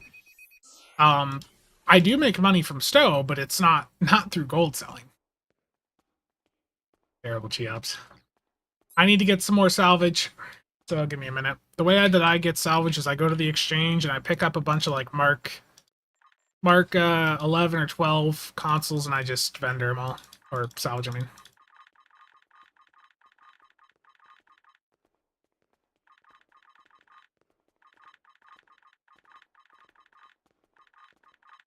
Nah, I barely log into any of my other accounts nowadays.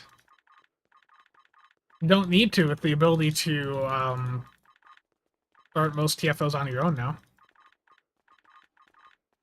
Donnie uses TNG era phasers. Nick, how's it going, man?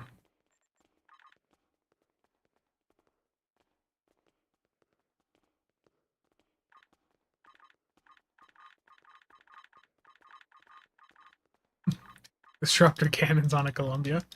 Terrible. Just buying some stuff to get some salvage here quick. This is, honestly, this is the best way to go about getting salvage. You just buy a ton of crap off the exchange and just mass salvage it. Its legendary battlecruiser bundle is legitimately good. Okay, salvage. Let's see. So I spent like 1,000,000 EC there, mill or two. There's 19k salvage. Like that, you want salvage? That's how you get it. You buy it. Okay, back to rolling.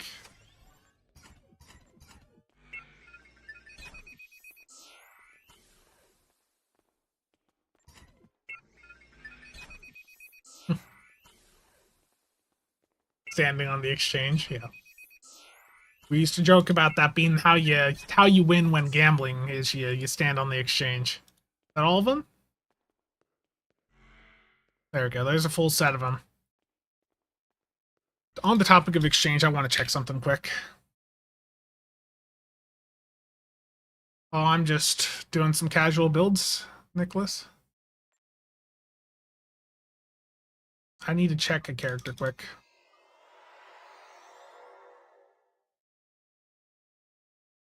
Damage or crit D, any of those, like, or either of those, like, in any mix is perfectly fine.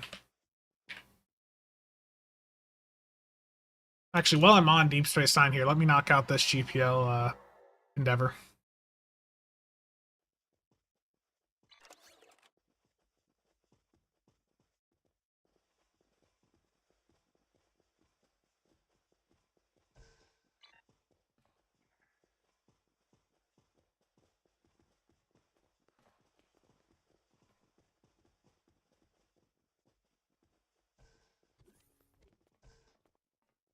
You can make any weapon type do well. Like, you can Spin the wheel and win. you can do more than enough with, like, Tetron or Polaron. Like, the thing with Stow is, like, anything's viable. Oh, I don't have... Oh.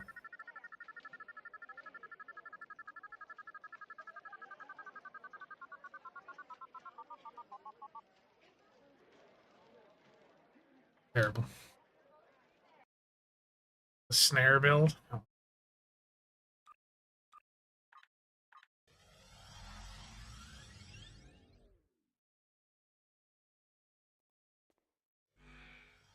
Do an elite solo patrol and you get more than enough. Yeah, I mean, that's perfectly viable. I like using the exchange, okay? Sorry. Okay, let's head up to space here. I'm going to swap this over to the plasma single cannon build, and we'll see how it goes.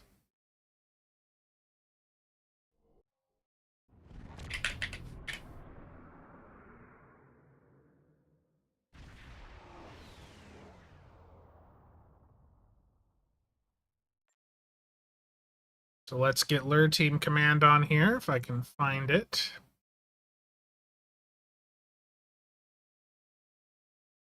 Sometimes the issue is just having too many consoles is...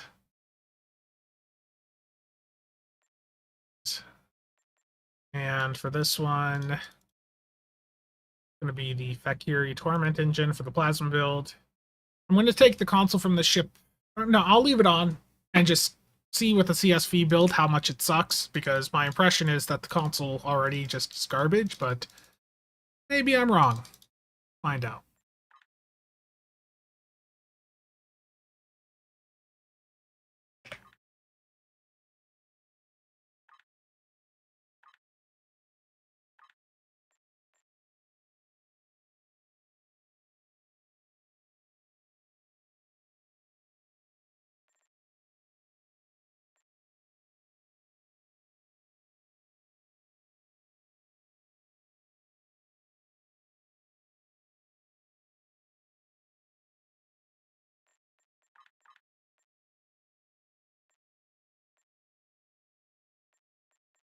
And I'll keep it as Oxtabat.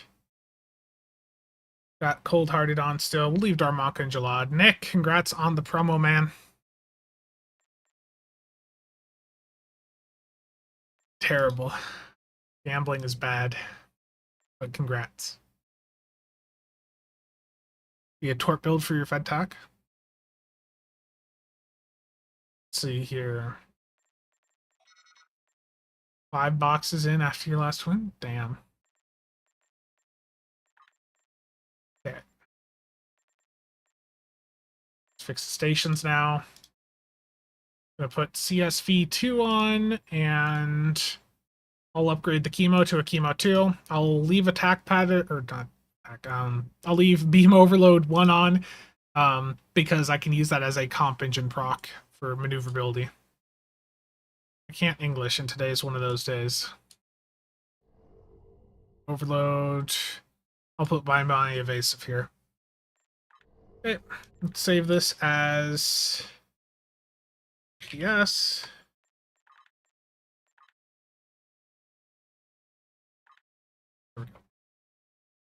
I think I'm not missing anything other than it spamming all this crap on my tray again.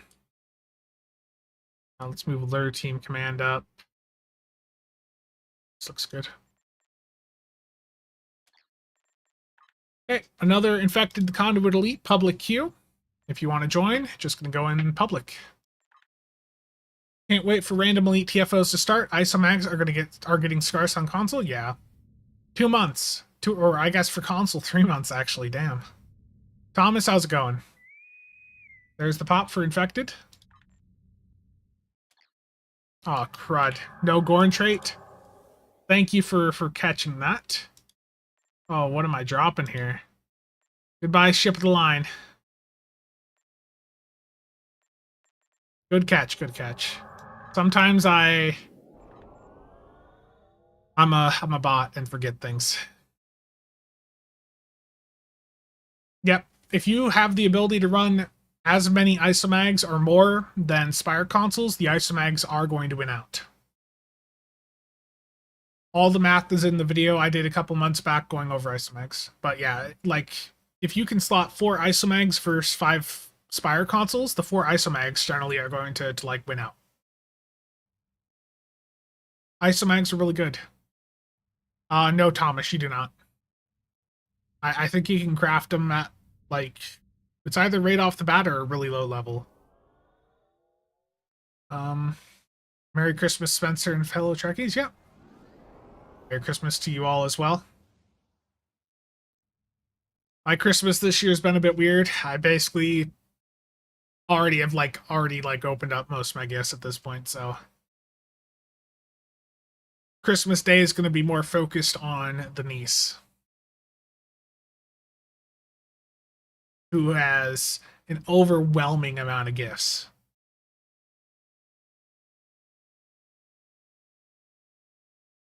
I did hit the pop. There it goes.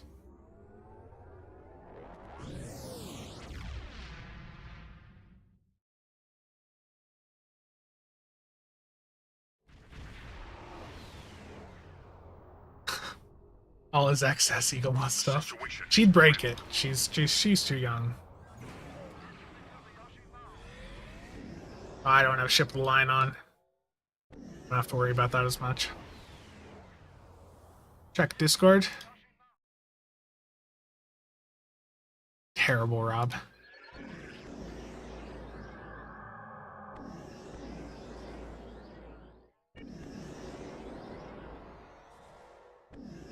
Parser's on.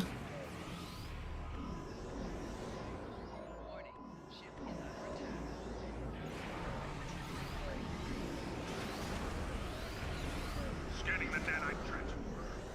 Gun. Additional data available. That's too close for that. Did it go?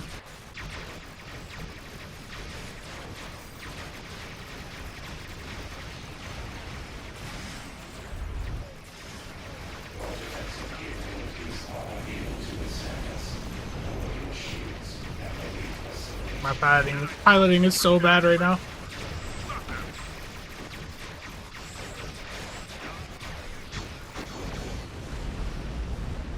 It's all cleared.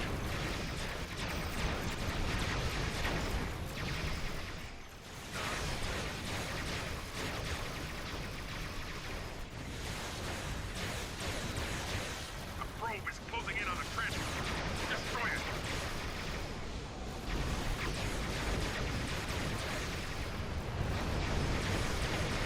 I'm gonna die.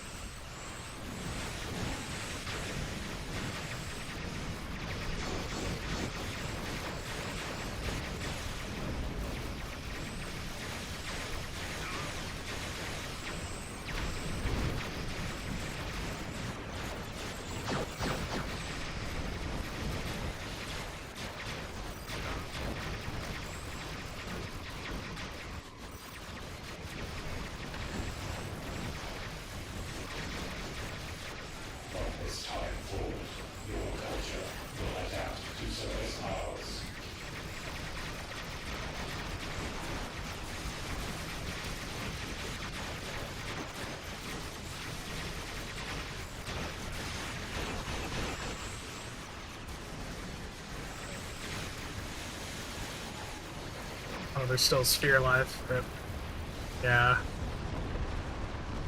I think the beam overload build did better, unfortunately. Let's see, what was the beam overload? Damn, the beam overload one did do better. The single cannons have let me down.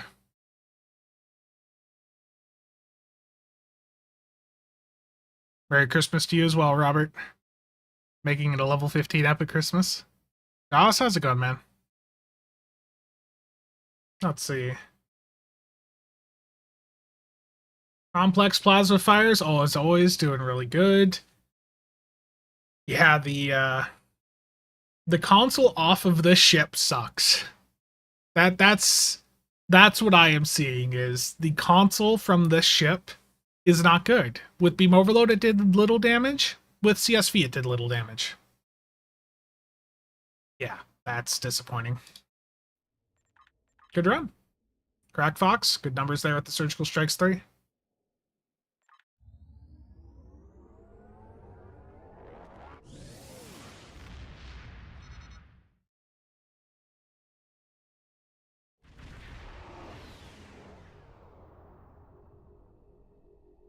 Asgard, back at you. Another 5 boxes in? Damn, Nick. You know what to do?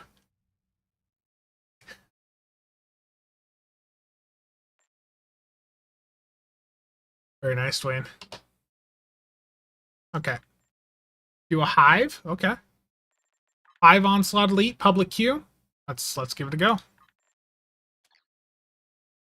I'm gonna drop the console off, or I guess I'll leave the console on just to see how bad it is, but I mean, it's clear that the console sucks.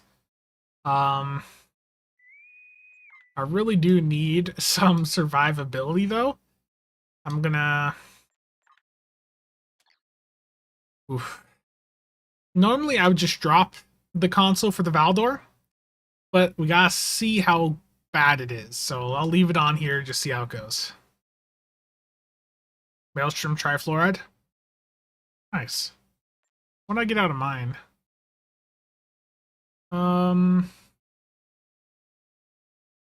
Yeah, you had a better max one than I had there.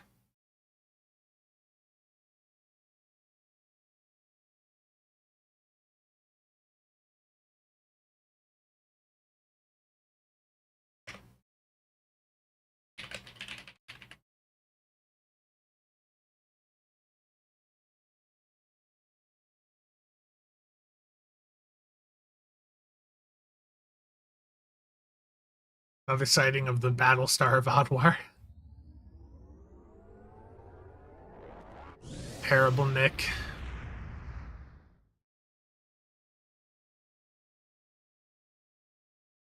Nick, you ready for tonight? For Triz's stream?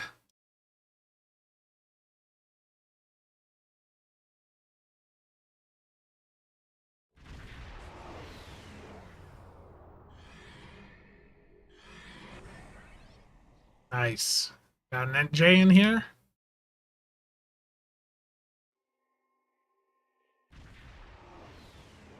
Dwayne, it's a surprise. Triz is secretly listening in right now, so I can't really tell him what it is.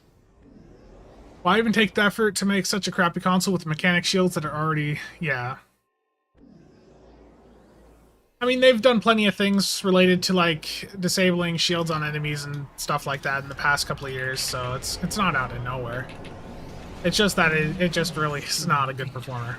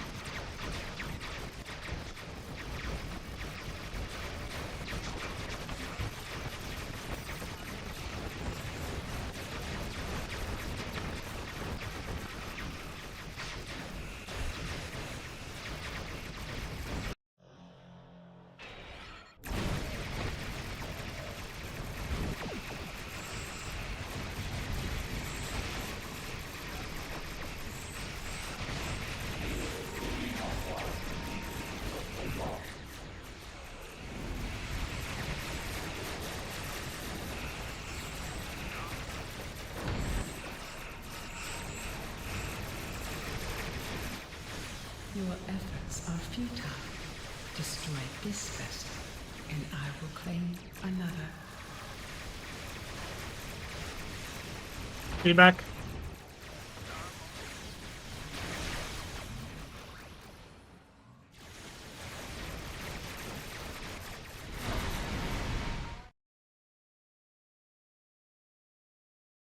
I don't know if someone cleaned it off or something, but yeah, I mean, that was better. That was a more AoB heavy environment for me. That was with single cannons, cannon scatter volley.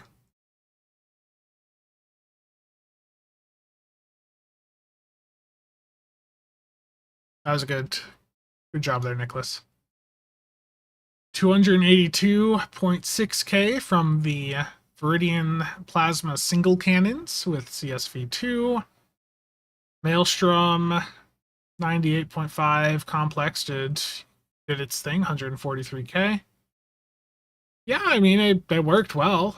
It'd be better if the ship could run dual heavies. That'd be more damage, but like single cannons can work. I think everyone here would agree that that DPS number is plenty sufficient for any content. Terrible, Nick. Embassy plasma consoles. Disgusting. You had 77% attacks in. Very nice.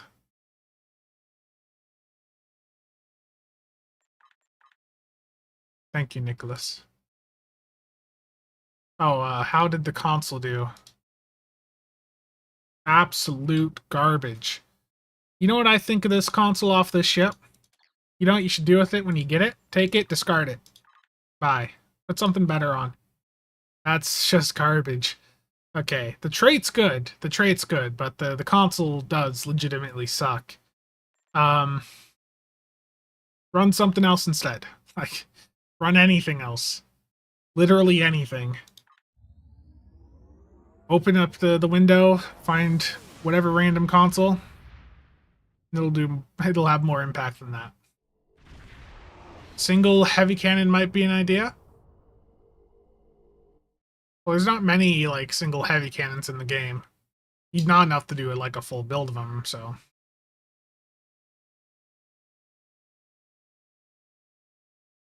Sadly, the console does suck. Yeah, but the trait's good at least. The trait's good.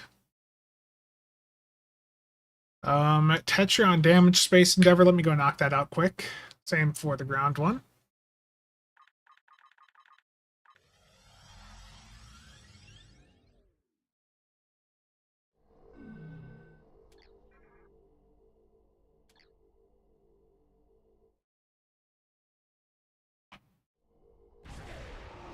I'm not gonna lie though, with beam overload, that ship did feel good at the start of the stream too.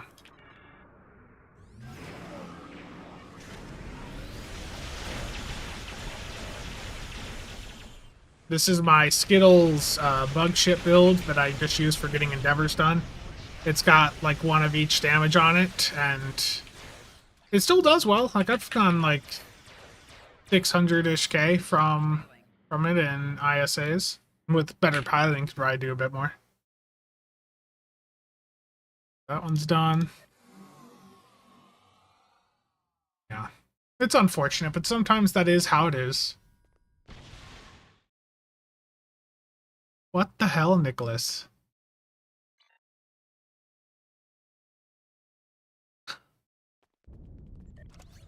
How many of you? You haven't even opened that many. You're just getting crazy luck.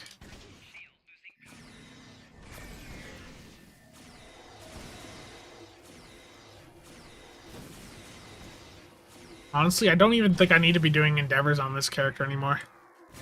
It's just over here on Kabali, so it works. 3 ships on 50.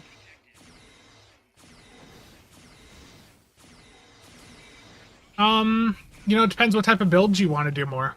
Like if you like to play with a variety of beam builds, then sure, but also keep in mind like isomag prices have come down.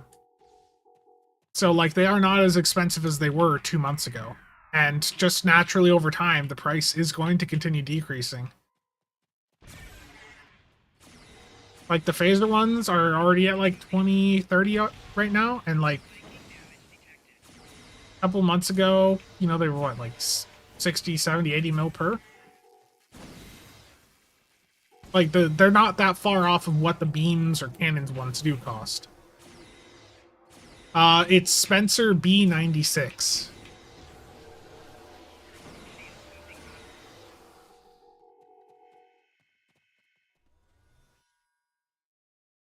So Spencer 6. Just know that quite often I stand AFK near an exchange, and I will typically what I'll do is I'll put the game at like render scale. Oh, I can't. Render scale 0.01, and then I'll be tabbed out playing a different game while I'm standing next to the exchange. So if I don't respond to you, there's a good chance that my game looks like this and I'm playing like Destiny 2 or World of Warships or something. That's why you usually see me on hide on casual, and you may see me like standing near the exchange or something over there.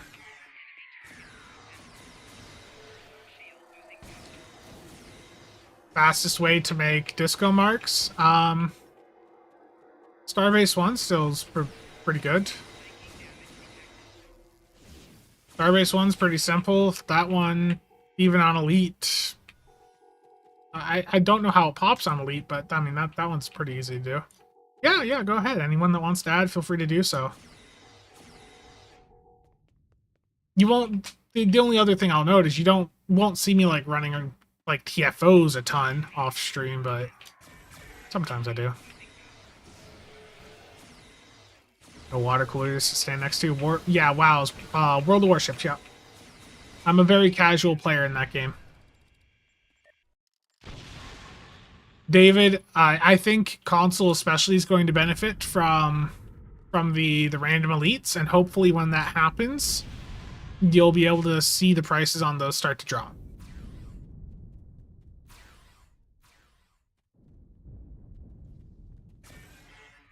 And yes, hello, Mike.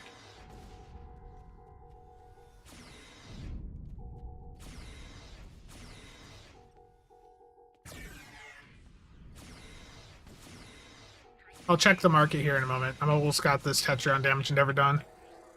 800 damage to go.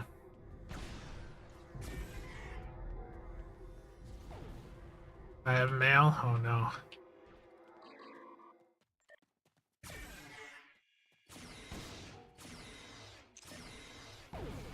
Yeah, let me swap characters, Nicholas. Assuming randoms can complete the TFO? Yeah. See Spencer 24/7 on New Romulus off stream. Facts, absolutely. And almost always, you know, I'm on one of my KDF characters. I'm one of the weird people that has like 10 fed characters and then like 50 Klingon or Klingon Align. Turn rate is nice for a cruiser. Yeah, I mean the Tamarian legitimately is like a capable ship. It'd be nicer if it could equip dual cannons or dual heavies, but okay, let's see. What's this mail? Number 21. Nicholas. Thank you, man. Can't believe you got so many promos out of that. Thank you, Nicholas. We'll talk later.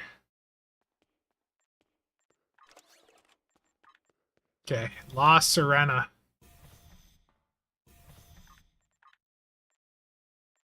Nicholas, thank you, man. Appreciate you. Nick wants me to grow my beard out.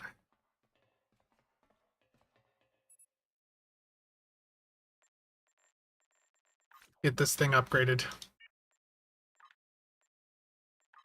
That's something to mess around with here very soon. I've been looking at the La Serena for some build theory crafting ideas because the setup on it's like a dual commander, and it's got a really good. Nicholas, more R&D packs. Thank you.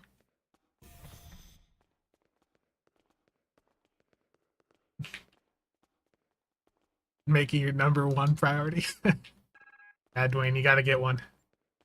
It's the way to be a brown Tridge, you gotta have that Ent J. Yeah, let's take a look at the phaser SMX. Yeah, so 45 mil. I mean, it is still a bit pricier than the beams ones. I thought these had come down a little bit lower, but apparently I'm just wrong. I mean, they're definitely down compared to what they were 2 months ago, but yeah. So I guess if you're on a budget, like, and you'd like to swap between different different flavors of beams, then sure, the beams ones would be fine. Same for the cannons. I also mentioned that I was going to open some Phoenix packs.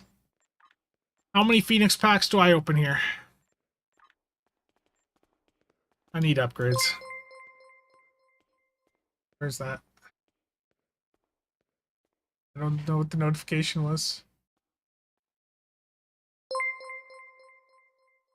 Gary, Dark Ghost, thank you for the casual memberships there. Gary for the one-on-one. Yeah, you can stack ISO eggs on a build, yep. Thank you, Nicholas.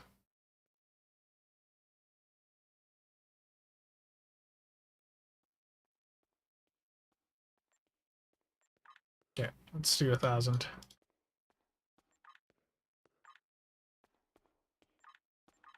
All the Phoenix packs. These Phoenix packs are legitimately a good way for you to go in and pick up a ton of T6X upgrade tokens. So, like, if you're needing a bunch of upgrades, or the T6X upgrade tokens, like, seriously, take advantage of the Phoenix event that is running right now.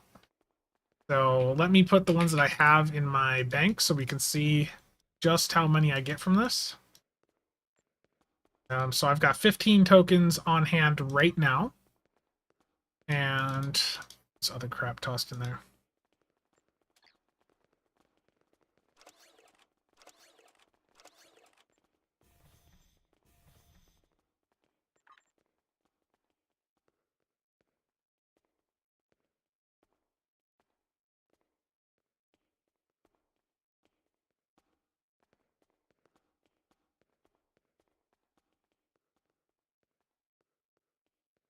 So every 5 ultra rares is a T6X token, every 20 very rares can be converted to one, and every 100 rare can be converted to one. For the rares, I would never convert those over personally. The rares I would save for actual Phoenix upgrades. But the ultra rares and the very rares, if you want, those are perfectly fine for converting.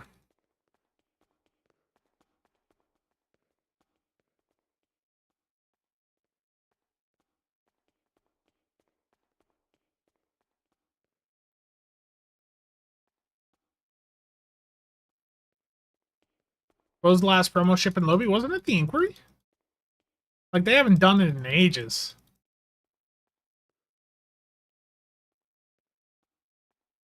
Okay. So, I basically just opened, like, wow, that was 680, like 10 to 15 bucks worth of Phoenix packs, something like that. That got me 32 ultra rares, 67 very rares, and 71 rares. So the way that I would go about this again is I would take the ultra rares, convert them to the experimental ship upgrade tokens. So right there, that alone is already 6 of those upgrades. And if I go for the very rares, you know, that's another 3 that I can get from that.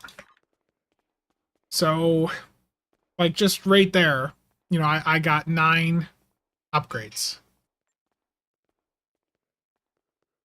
9 of the experimental ship upgrades, and then if I want to get a bunch of Phoenix upgrades, I also have another 71 that I just got. So, like, seriously, if you want these experimental ship upgrade tokens, take advantage of the Phoenix event that is running up for the next, like, week. It is the best way for you to get these things. I realize my face is blocking it. I apologize. My face still blocking it? Damn it. These are the things you need to upgrade a ship from T6 to T6X and T6X2.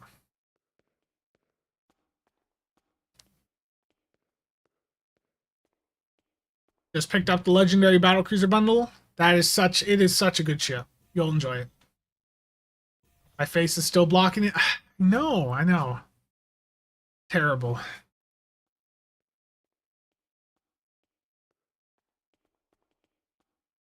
Yeah, legitimately one of the best ships in the game. And Findan over on Twitch. Thank you for the follow there. Sorry I missed that.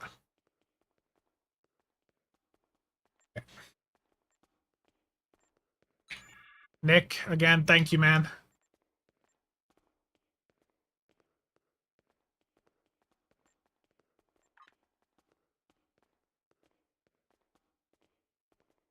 Just got the 10th, biggest buy so far. The 10th has a lot of content in it. The ships themselves are not necessarily as up to par as some of the more modern ones, but it's still such an incredible amount of content you're getting in there. Join us in Discord? Oh no. 150.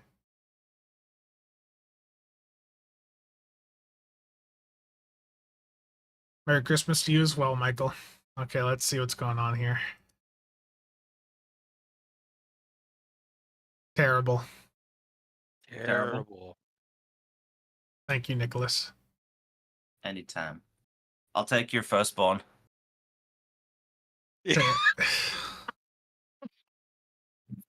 Too soon. Too soon.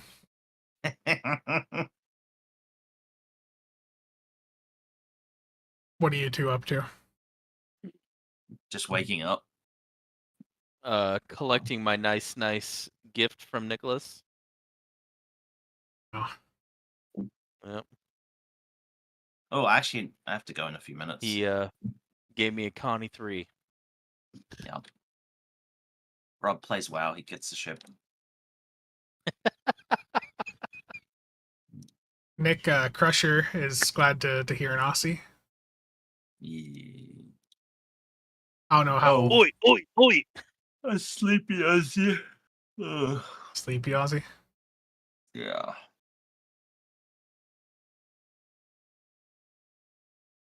But again, thank you, man, for the ship. Anytime, Spencer. And remember, I'm gonna bail out here, but just remember to be back from driving your family around or whatever is going on today.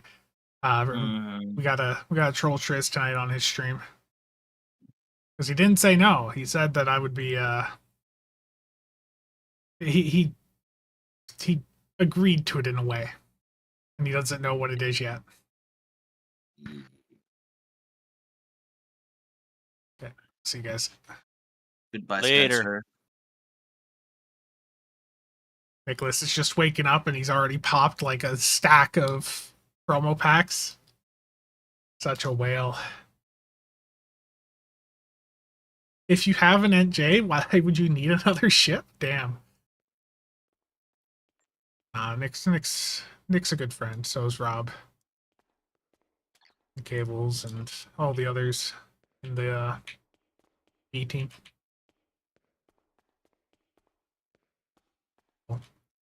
Let's do more content. Let's see here. What's something else we can do? Guillotine Elite. Let's do a Guillotine Elite public queue. This is the queue that I did a video on the other day. The big thing with it is during the second phase, make sure you kill the assimilators or we fail. That's like the only thing to worry about in there. But Guillotine Elite public queue. Join if you want to see what that queue's like. Never have too many ships. The game says that you can, though. The game actively, like, it won't let me buy more ship slots on this character. It tells me I'm at the cap. Which annoys me.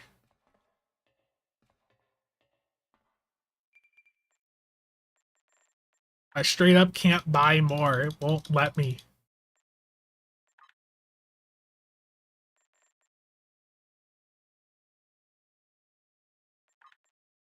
I do need to pick up some more dry dock slots, though, during the sale.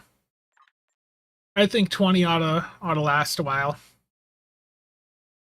20 more there.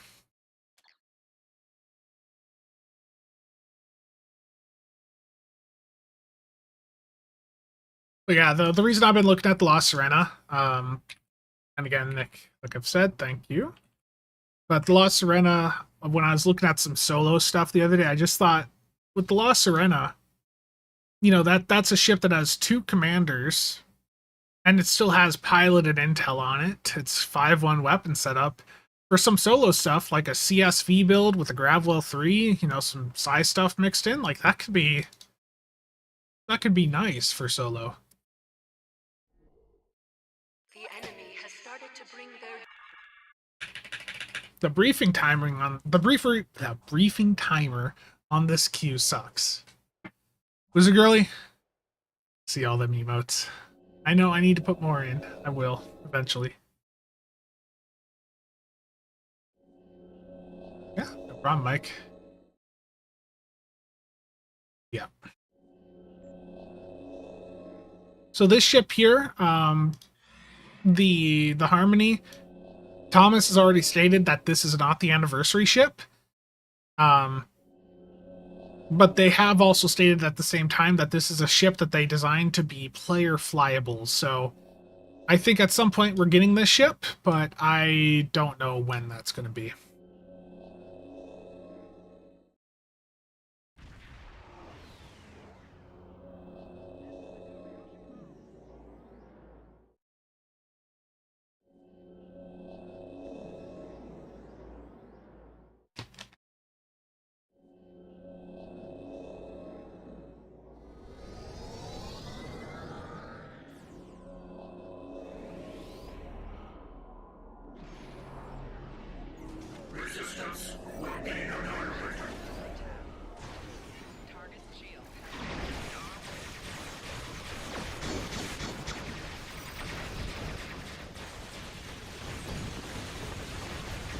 Oh, damn, newspaper got on my train. No! I hate that.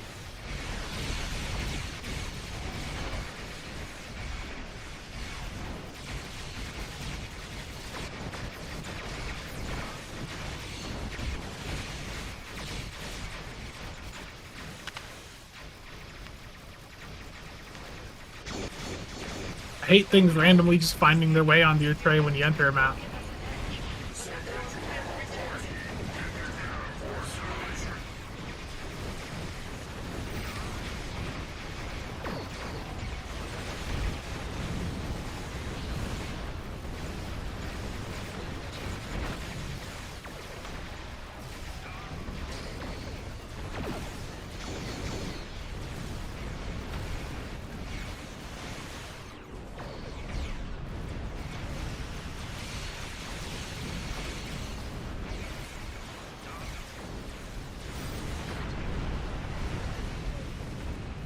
Okay, where are we missing on? Oh, it's over here.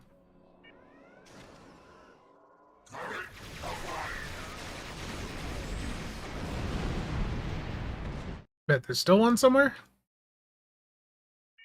Oh.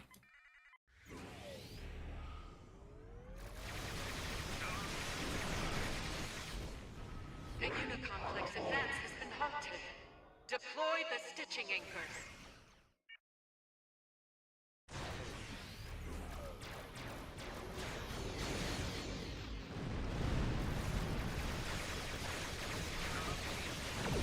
For this phase, we can split up a bit and just make sure to focus on the adapter things or whatever that can stop the progress. But we should be able to knock most of these out at the same time. Stitching anchor deployed. Projecting shield now. Borg scans an intentionally overload the corpses in battle. Be wary of this tactic. Hull integrity below 75%.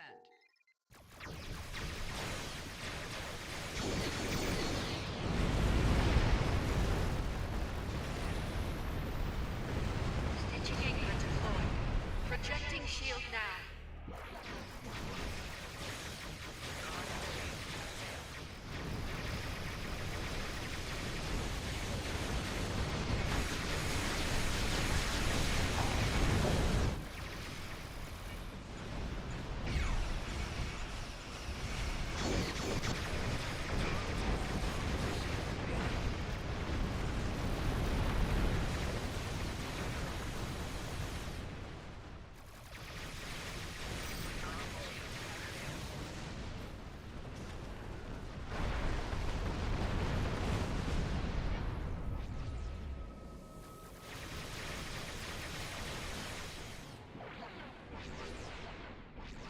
Thank you again, Nicholas. See you around, man.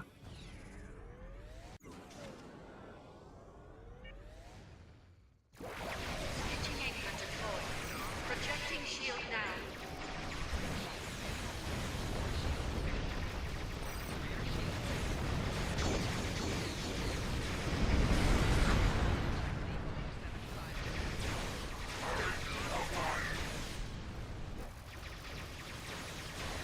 Shield fully deployed.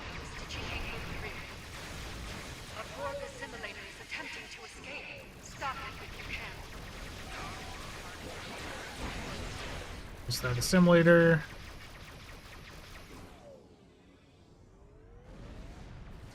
Stitching anchor 4 is now fully shielded. You don't. Oh, you know, the cruiser commands I keep forgetting to hit, but it looks like I did this time.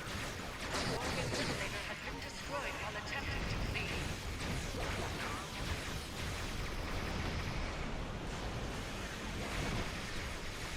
Orb spread misfired. No. A Borg assimilator has failed to escape. Okay, I'm gonna go. Oh, 5 is getting slammed right now, so let me go help that. Borg assimilator is attempting to flee. Do not allow it.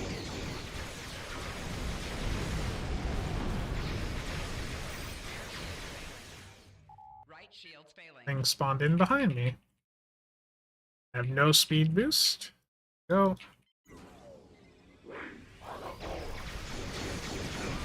Stitching anchor 1 shield is fully energized. Another Borg assimilator is moving to escape. Intercept and destroy.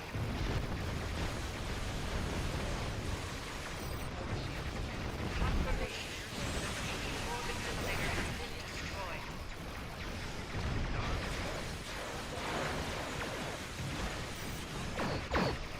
Successful deployment of shield to Stitching anchor 5. A Borg assimilator is attempting to escape. Destroy it. Looking for this assimilator. Destroy There the it Borg is. assimilator before it could escape. Someone go activate Anchor 6 if possible.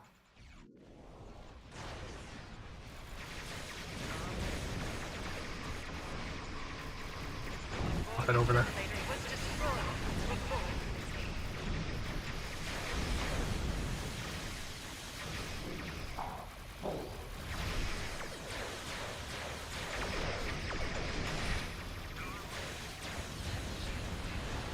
Stitching anchor deployed.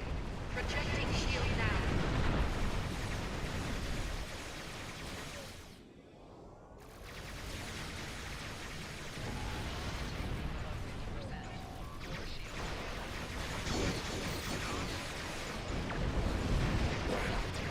The Maelstrom torp spread, when it goes off, just it feels so good.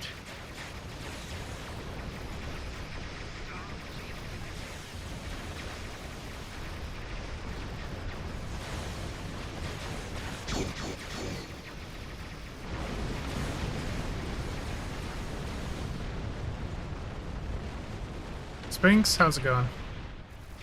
Molly Mirror Shades, thank you for the follow over on Twitch.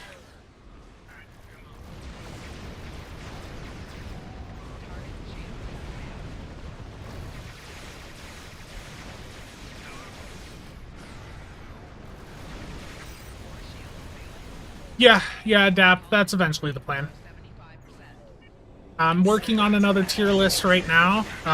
So my current projects that I am actively working on, I've got the assimilator, the assimilator review. That's partially recorded. The PowerPoint has been done for a little bit, but I'm shifting my priority to another tier list right now. I was showing this off earlier in the stream. But basically like a legendary bundle tier list, and my intention is to try and have it out before the legendary sell ends, which is on like the 26th, right? So I've got like 3 days to get it out, Fully energized. and that's the video I expect to perform well long term. Escape vector. Do not allow it to flee. Shields have failed. Have they buffed the Borg pets, or do they still suck? They're absolute garbage. Something is disrupting Unfortunately. the stitching network.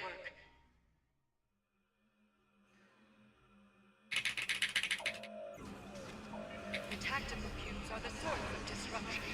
Destroy them both to stabilize the network.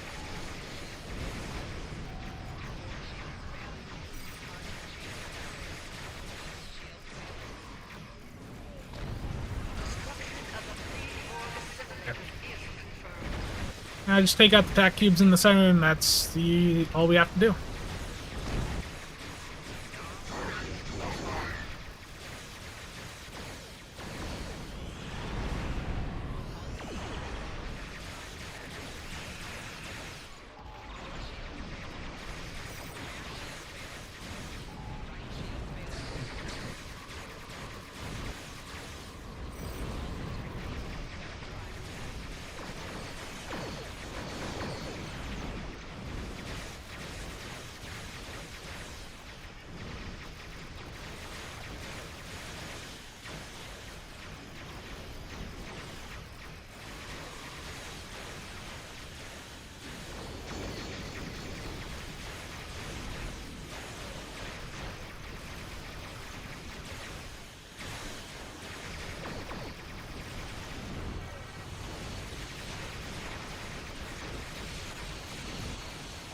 Yeah, this is elite difficulty.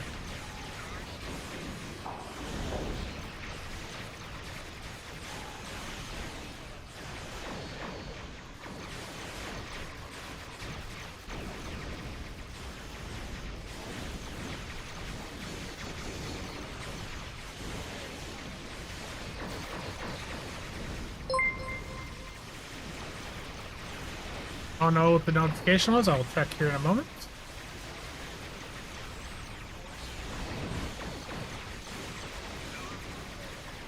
They have a lot of HP on Elite. It's 48 million.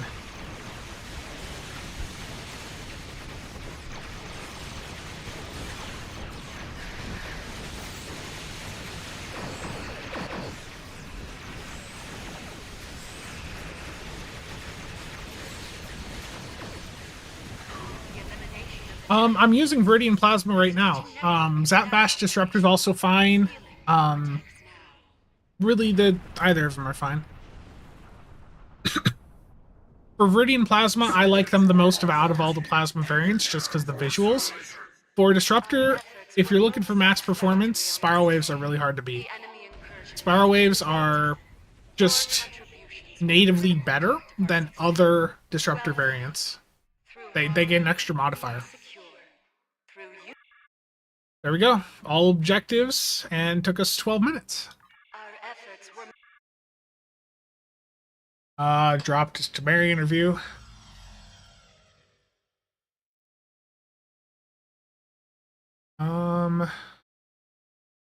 Incoming raid. Oh, Celestial, thank you for the raid. Is this the new winter ship? Yep, I've been testing out the Tamarian. I was running a single cannon CSV build. Again, Celestial, thank you again for the raid. And No Muscles, thank you for the follow. So right now, I'm on a Plasma single cannon build with the Tamarian. And I'm just running it like a normal CSV build, basically. Digitizer Plasma? Yeah, I mean, the digitizers work.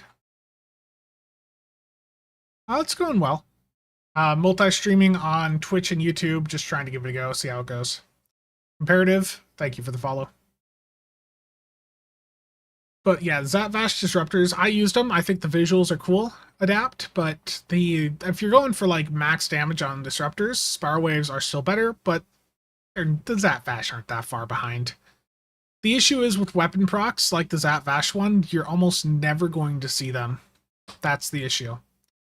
2.5% chance for the weapon procs basically means that in like an infected run, for example, you might only be getting, like a single digit number of the procs to go off, and you don't get to choose what enemy that proc goes off against. So they are quite underwhelming. Okay. Comparative. No. Let's get a ban here. Goodbye. Okay. Making me tab over and ban. Okay. Ray, how's it going?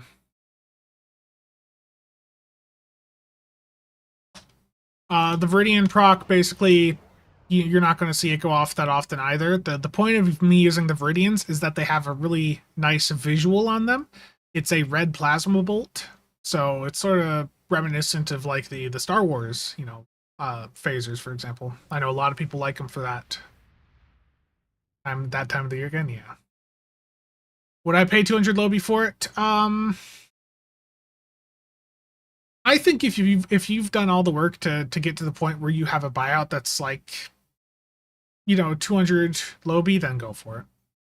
I just couldn't recommend spending 1,000 Lobby on it. But if you've already put in that much work, just buy it out.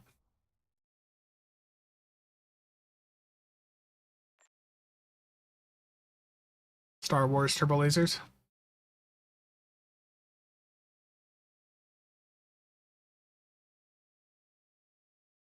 Yeah, it's just a really satisfying visual effect. Let's try an Argala with that. So let me slap another console on here.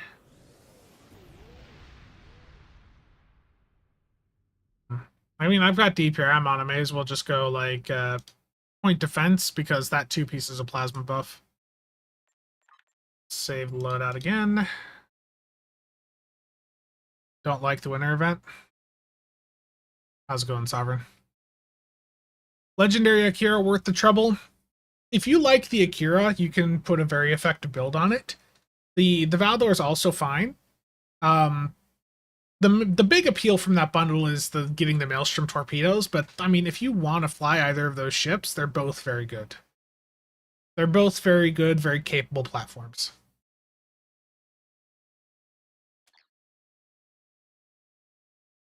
Okay.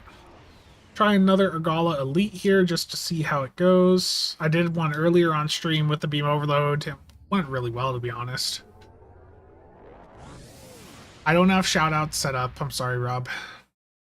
I know we've talked about this, and I'm a failure in that regard. I'm sorry.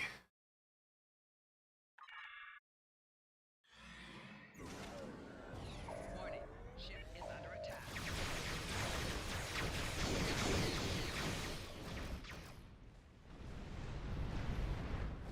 Maelstrom Torp. Those big hits are just great. Yeah, the Valdor does get you that console on account-wide unlock, the shield absorptive frequency generator. You can also buy that right in the dilithium store, or like from the ship tailor, or shipyard vendor with dilithium, but that's just a single character unlock, I believe.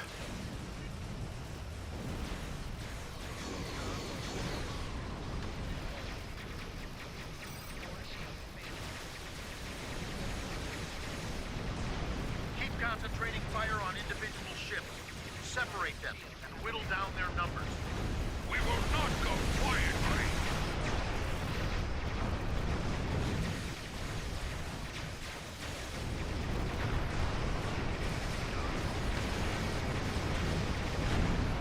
You will stand down and surrender to the Benton Guard. Sensors are picking up massively overflying targets right now. Possibly consistent with Volpol's temporary hideout.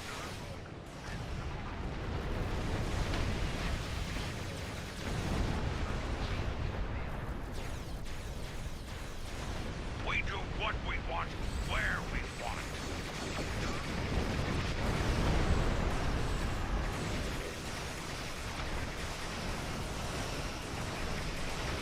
Picked up a tight beam transmission on a new frequency. Jamming that spectrum of their comms now. Not as fast as the beam overload run, not as clean piloting wise. I'm taking you with me. Really sloppy on my part. As much as it pains me to say it, the beam overload setup on this did feel a bit more satisfying to fly.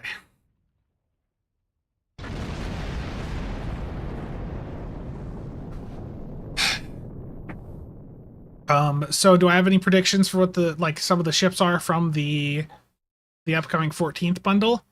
I sure hope that there's a legend, or not legendary, like a Borgified Sovereign or something. We recommend that you get underway and head for but I think there's a couple of like niche Wolf 359 ships or first contact ships that they could toss in that maybe don't have a T6 variant or maybe just aren't in the game at all yet. Yeah. Yeah, that's true. There's a free Maelstrom torpedo that you can get from the final event in the year-long event campaign. That's already happened on PC, and if you're on console, that'll be dropping next month. But if you miss that event, that's going to be a bit before that gets put into the MUD store.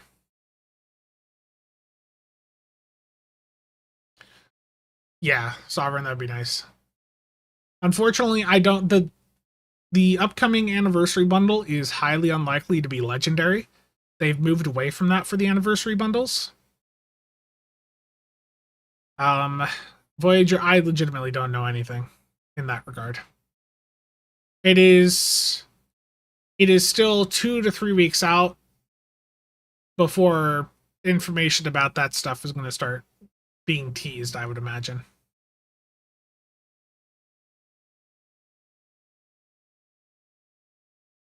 Okay.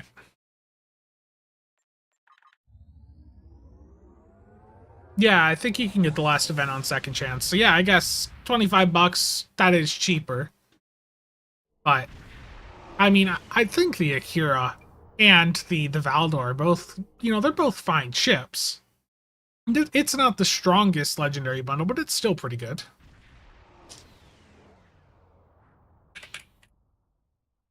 Voyager, please do not discuss any unofficial leaks.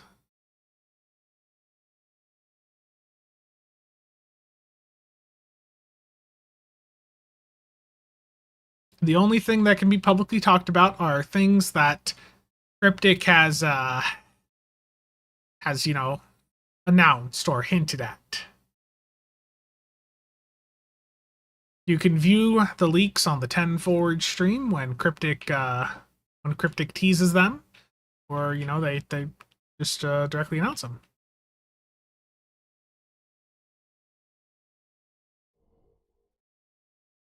That's where I get all my leaks now, is that, and looking at Twitter posts from them to see if they're hinting at anything. That's the way. Avenger and Bordos, yeah, I mean I would go for the Battlecruiser bundle before the First Strike bundle one myself. Yeah, Cryptic's advertisement policies, like, that they're not good at it. They're not good at advertising the game.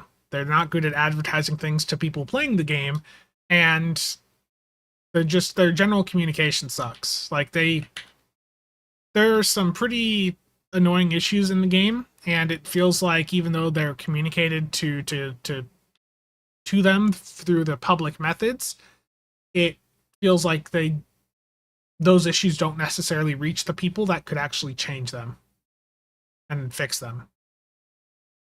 Any must-have ships from the Zen store picked up some coupons earlier. The obvious ones are going to be like the Gagarin for ETM. Like one of the ships that has emergency weapon cycle if you don't have the legendary battlecruiser bundle. So like the Arbiter. Baron, how's it going? What else? The Hydra from this year, like there's a couple good ships out there. I need to get like a top 5 C-Store ship video done or something. I think that's something I need to just prioritize getting done. Yeah, a lot of the recent anniversary bundle ships have been pretty good. Somerville, if you're doing like a science build. But like for more general gameplay, the Cardassian flight deck carrier definitely is a good option. The Hydra, the Gagarin, the Arbiter, if you don't have that trait, is still pretty good. The Bozeman, the Bozeman Intel frigate, that's really good. There's been a lot of good ships released into the C-Store in the past couple years. It really depends what playstyle you're going for too, because if you're going for energy weapons, your top 5 picks are going to be different than someone that is going for a science build or a tank. Add. Yeah, the Terran Cygnus is fine with Isomags now. The Lexington's capable. People have done plenty well with it. Let's do another Infected Elite public queue. I've just joined.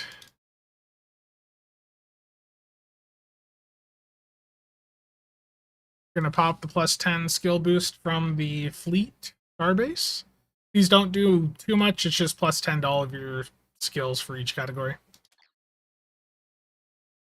Yeah, Cygnus is a World Razor Light. Yeah, that's a good way to put it.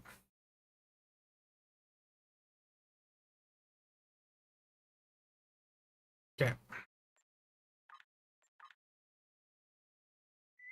I need to. It's good content. It's good long-term content. Like, I'm curious. I know that bundle video, the bundle buyer's guide, has done well, as has the Muds one. I really am curious, though, what the numbers are actually like. Switching to Twitch, wasn't following there. The situation is grim. Pretty successful Deuce-Side Lazy Boat on the Protostar. Bosper, thank you for the follow over on Twitch.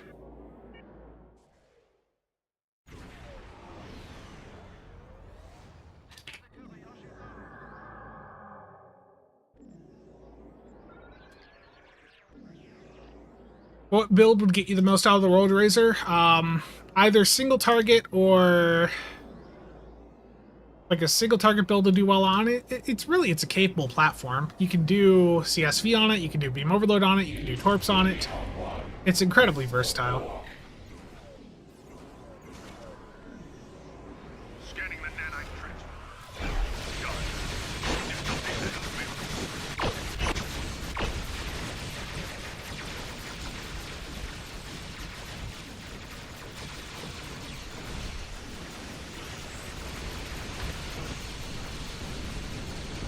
On slow. The nanite drones can repair the transfer. Stop that. Rusty.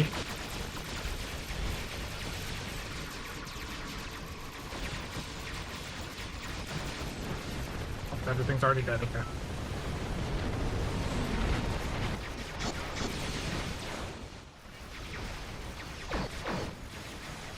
Piloting's so rusty today.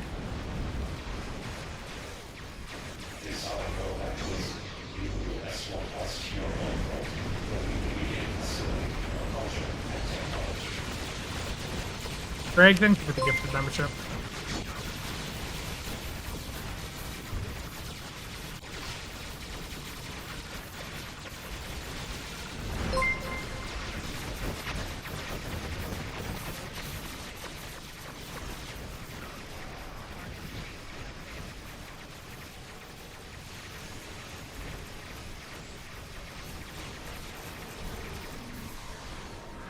There we go. Much smoother. Yeah, I mean, single target. Single target there did really well for you, Crack Fox, if you're still on your Surgical Strikes 3.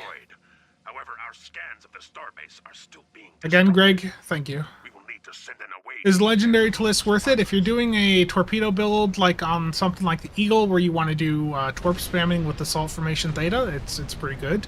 The ship itself is fine, too. The ship itself is fine.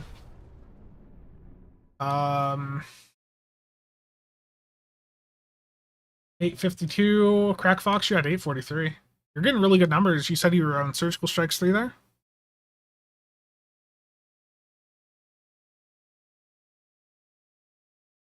Voyager, 526. BO3. The 310 from the single cannons. 158k from Complex. 145 for Maelstrom. My opening on this one was a lot better.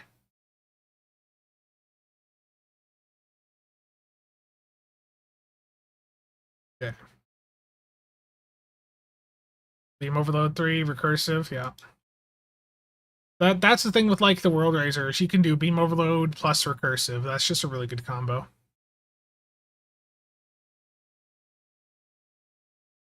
I think it's one or the other, Chadwick. It's you just only get to slot one. Yeah, I mean, I think the Legendary Talist is fine. It's very similar to the Legendary Scimitar stats-wise. It's a matter of, do you want the trait? That's the key, is do you want the trade off the legendary Taliss? Do you have a build that's going to benefit from it?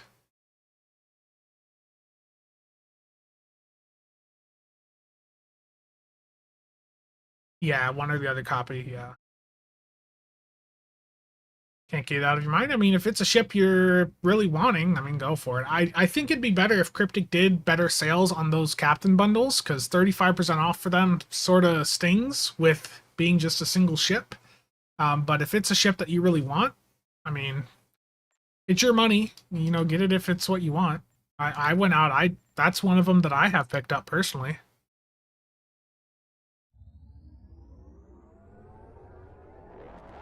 We need a Delkina. Ooh, that's a good point. Yeah, I need Delkina. Delkina emote.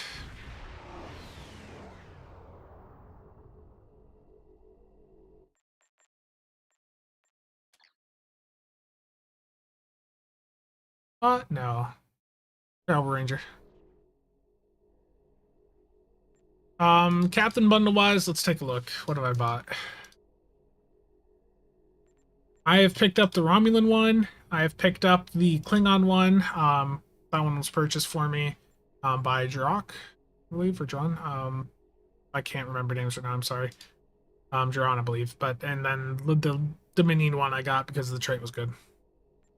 I do want to pick up the TOS Starfleet one, but I can't justify the cost. I've got the Zen for it, but Cryptic needs to do a better sale. The trait from it would be interesting for some elite situations, for like especially like solo runs, but it's just hard to justify $78 for a single ship like that. The Vesta, I mean, the design of it's cool too, but again, Cryptic needs to do a better sale on these things. The other legendary bundles are fine at 35% off, but the captain bundles need to be better.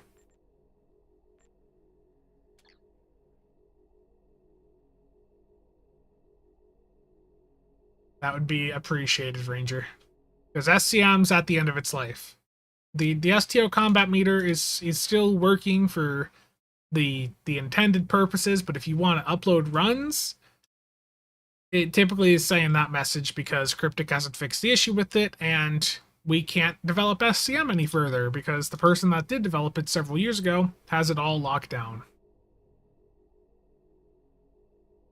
Yeah, I'd seen that.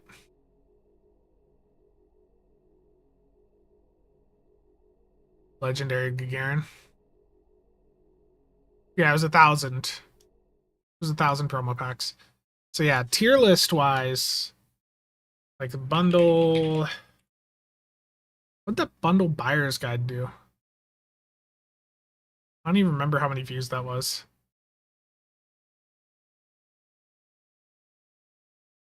I need to make more buyer's guides. That's what I know. We need to do more tier list. Hold on, what did the tier list do?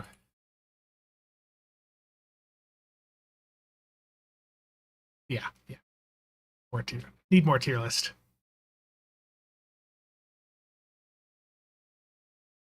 The Muds bundle tier list videos done like $66, and the bundle buyer's guides at like 80 something.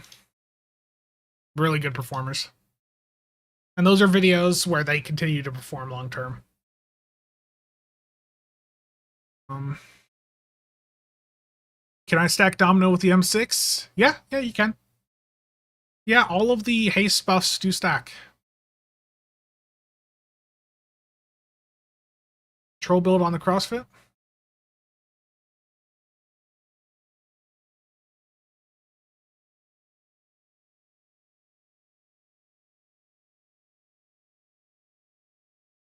Yeah, History Will Remember is still a very good trait, especially for like a tanking build. Had 2 months of mental breakdown, spending the entire day playing that game. Oh no. I'm hoping they give us like a really nice Muds bundle sale. I'm holding out hope. Give us a like a 50% sale. That or not 50%. Like at least a 65% sale would be nice. 75 like they did a couple years ago would be really great. But if they could make the Muds Pick 3 choice pack even just $100 per, I'd pick a few up. But at 150, it's just hard to justify. Good for solo content too, you know.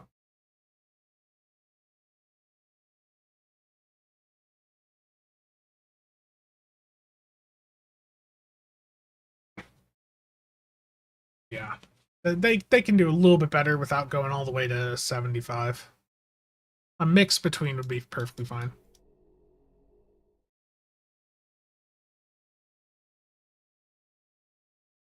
If the winter ship didn't have that lieutenant commander command, I'd ignore it. I mean, this could work as a torp platform, but it wouldn't be the best. Like, you're forced to choose between, do you want an attack pattern beta 1 or a mine dispersal pattern beta 1? Do I plan to stream on Twitch with the new meta there? I watched the clip on Livestream Fails the other day, where Tectone was going all out on the meta. I'm not gonna do anything like that, Turtle. That would be very damaging to anyone watching. And I was looking at Livestream Fails earlier. Apparently, in response to all the adult-themed content over on Twitch, there have been some people really memeing on it, and someone got banned earlier for like fully going nude on stream. Apparently, yeah, Boogie, yeah, that's something else right there. Okay. So yeah, the Tamarian, I'm impressed by it. It's done better than I expected. If it could run dual heavy cannons, it'd be a much more capable platform. But I do think the Hesperian that released earlier this year is better. But I still think that this Tamarian is a very capable platform. And I think it's a fun ship to fly around. It handles well.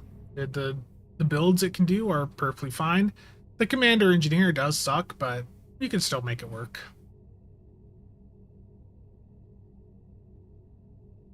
Terrible Cheops. Terrible. And yeah, I heard about the merger stuff with like Paramount and all that. I don't know what all that's going to mean for things. That's just a wait and see what happens.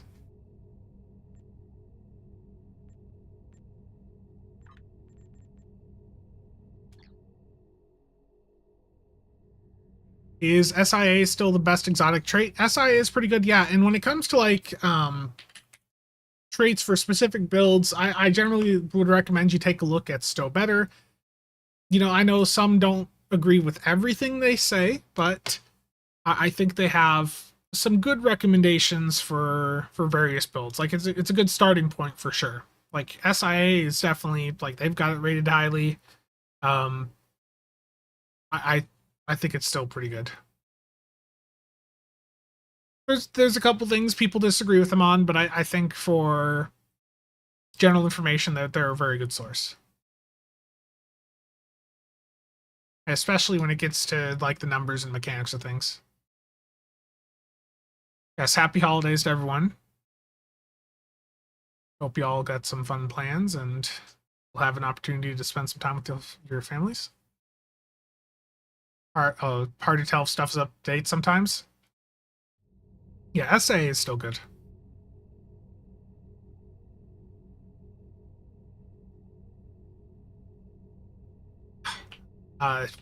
There's not really many great options for just a commander engineer on its own. Let's go back to the beam overload build for a little bit. I know some of you want to see that some more.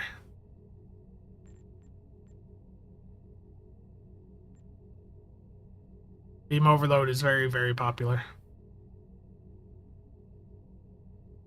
Let's see here. Let's put the point defense console back on.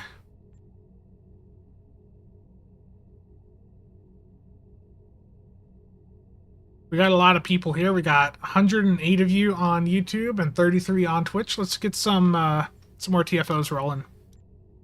Let's do a Crystalline Catastrophe Advance. This is a public queue that we can do, and we can get 10 people in it on advanced difficulty. So let's head on over there and see how it goes.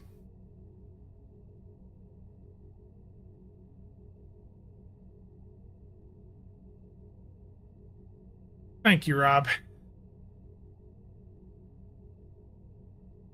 Niece is not happy, I can hear.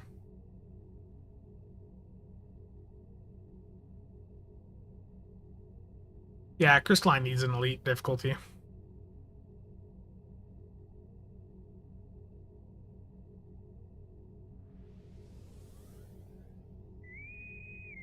There's the pop for Crystalline Advanced.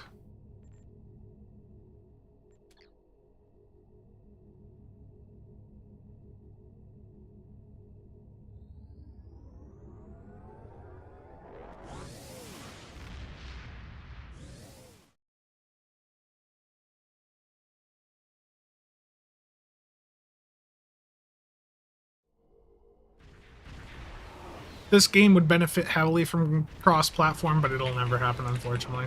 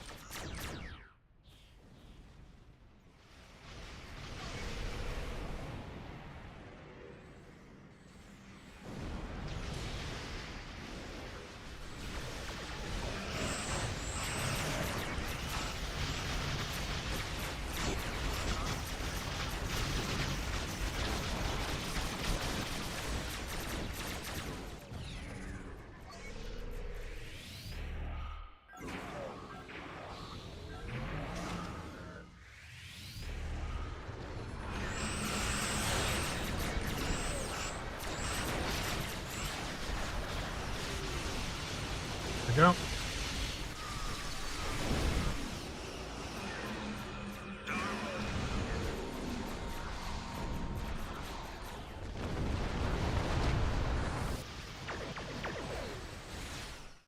I mean, when they had the, like, some of the, like, what was it, engine people on a couple of months back, they basically said that between the platforms it's the exact same, it's just that the different user interface.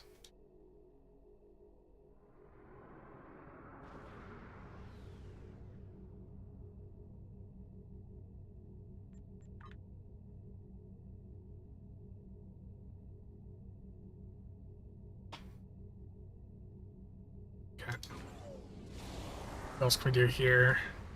The unfortunate thing is a lot of the, like, 10, 20 player queues are the fleet ones, and I'm on a KDF player, or on a KDF character, so they're faction specific, so those aren't really an option. You know, we haven't really done any ground today. Let's do a Binary Circuit Elite public queue. This is a 10 player ground TFO. It is competitive, so you're getting the competitive marks from it, but it's basically just a race. There's not really any real PvP, like you would see from doing a PvP queue. It's you just go in and see who completes the maze first. You can convert over to a Borg drone to go to the other side and mess with people, but that's the only PvP. Like you'll get like taken out immediately. Herd of cats running around.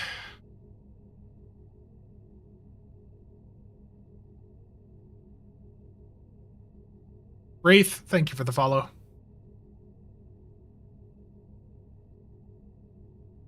I just realized I had this fan on here. Hopefully that's not been causing any background for y'all.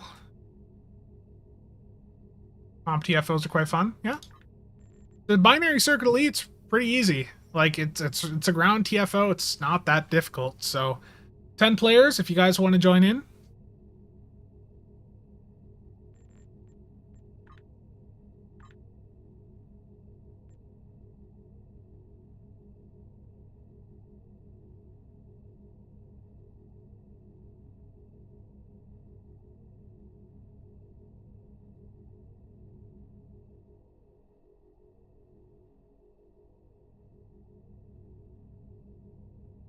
Space ones like the PvP. Terrible. Yes, the 10th anniversary bundle is currently in the C store if you want to pick it up.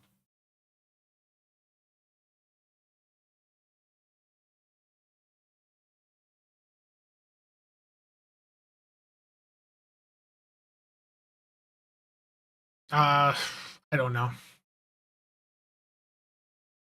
be honest with you.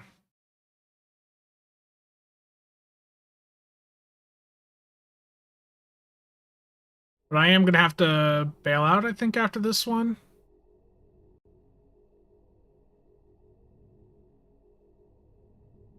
So let's get this to pop, and then this will be the final TFO for today.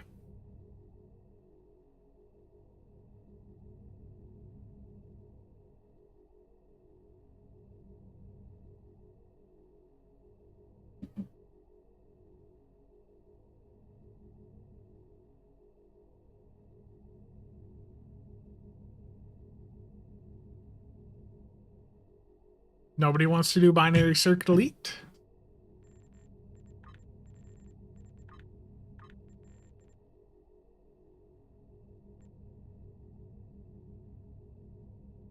Yeah, the ship is good, the trade is good, the console's a throwaway, absolutely. Yeah, that's basically the summary, Scuba Steve. Well, let's get the binary circuit to go off. There we go.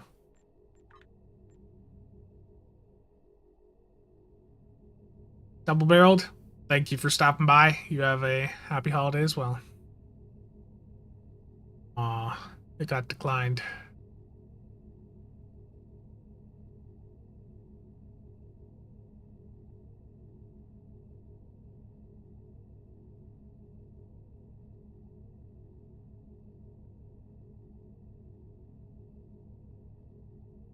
Jumped on. Thank you, Dan.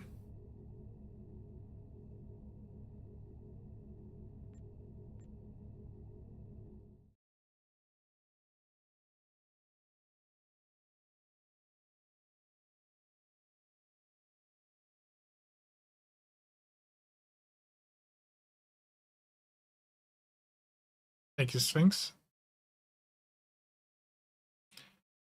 Difference between Twitch and YouTube is at least 10 to 20 seconds, is it? Oh, wow. What the hell?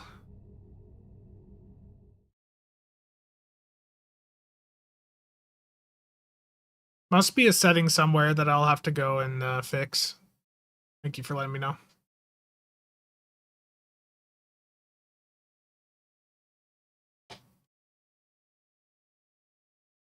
Here we go. Pop again. Is Star Trek Infinite worth buying? I don't think I could recommend it. I would recommend you pick up the base Stellaris and yeah, base Stellaris, and then just get some of the expansions for it, and then get the Star Trek mod. I think right now you'd probably have a better experience with that.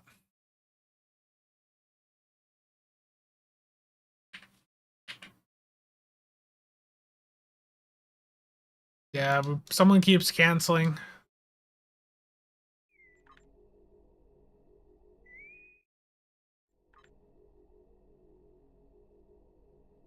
Yeah, someone just keeps joining and canceling it.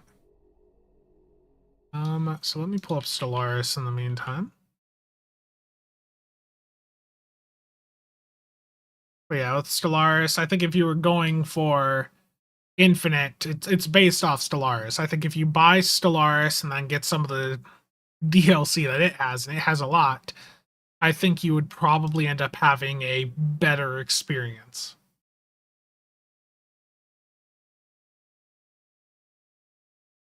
I've picked up a few games so far myself. I also activated some Humble Bundle codes that I just had laying around. I've got some extra codes I'll probably be giving away on the Discord. Not quite sure how I'm going to do that yet, but we'll figure that out. Welcome to Borg Cooperative Cube Designation 14. Yeah, from what I've heard, Infinite will be good eventually. It's just going to take time.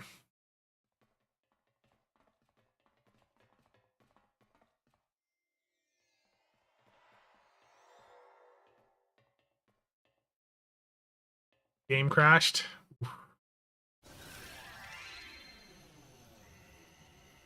There's some texture issues here.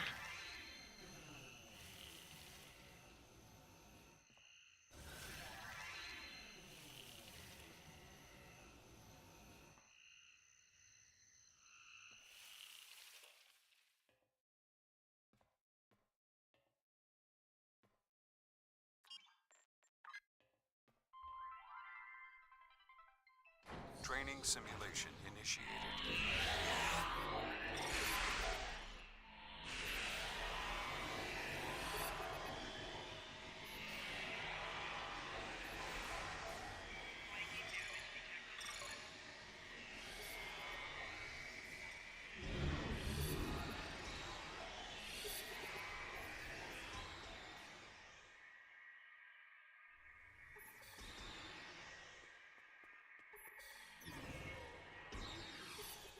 Almost fell off.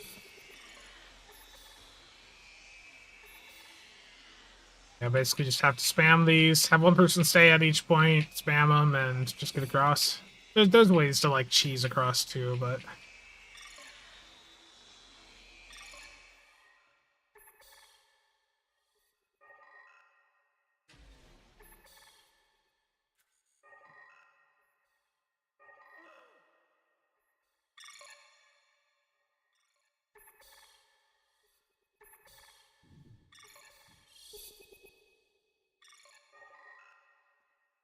The red team beat the first challenge.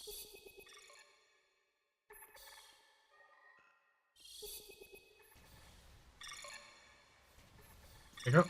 And then just hit the button by the door over there, and it'll fully reveal the maze for the rest of us.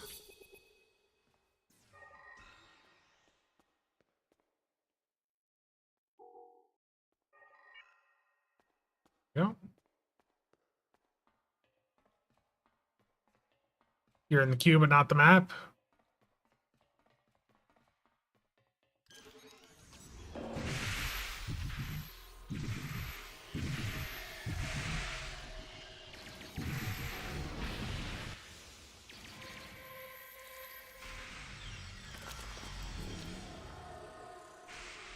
Damn it, it's too slow.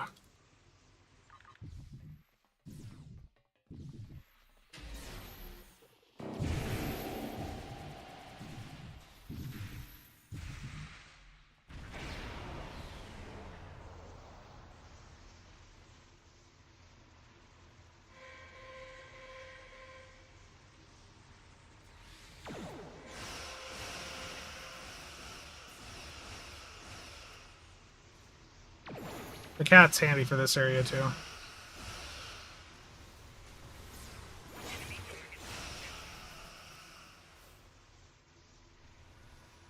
Really unlucky with how it's like dropping things this time.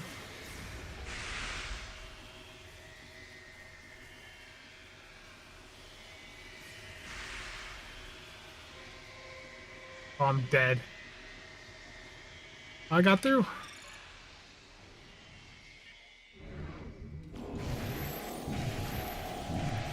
The red team beat the second It's the challenge. same old. Not really been any changes for endgame.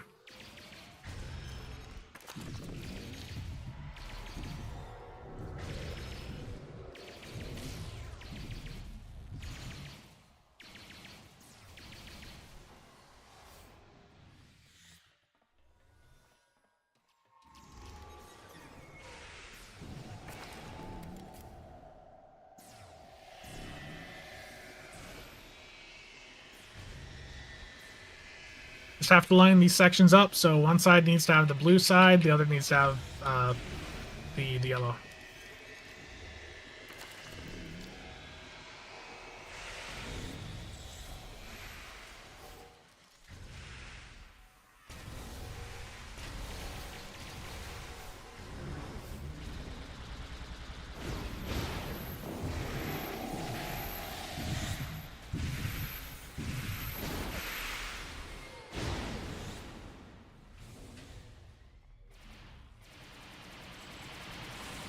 Just gotta flip this one, just make sure they don't go in and flip the other side.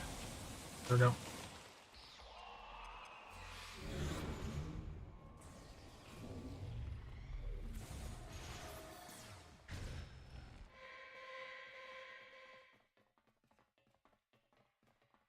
The red team beat the third challenge.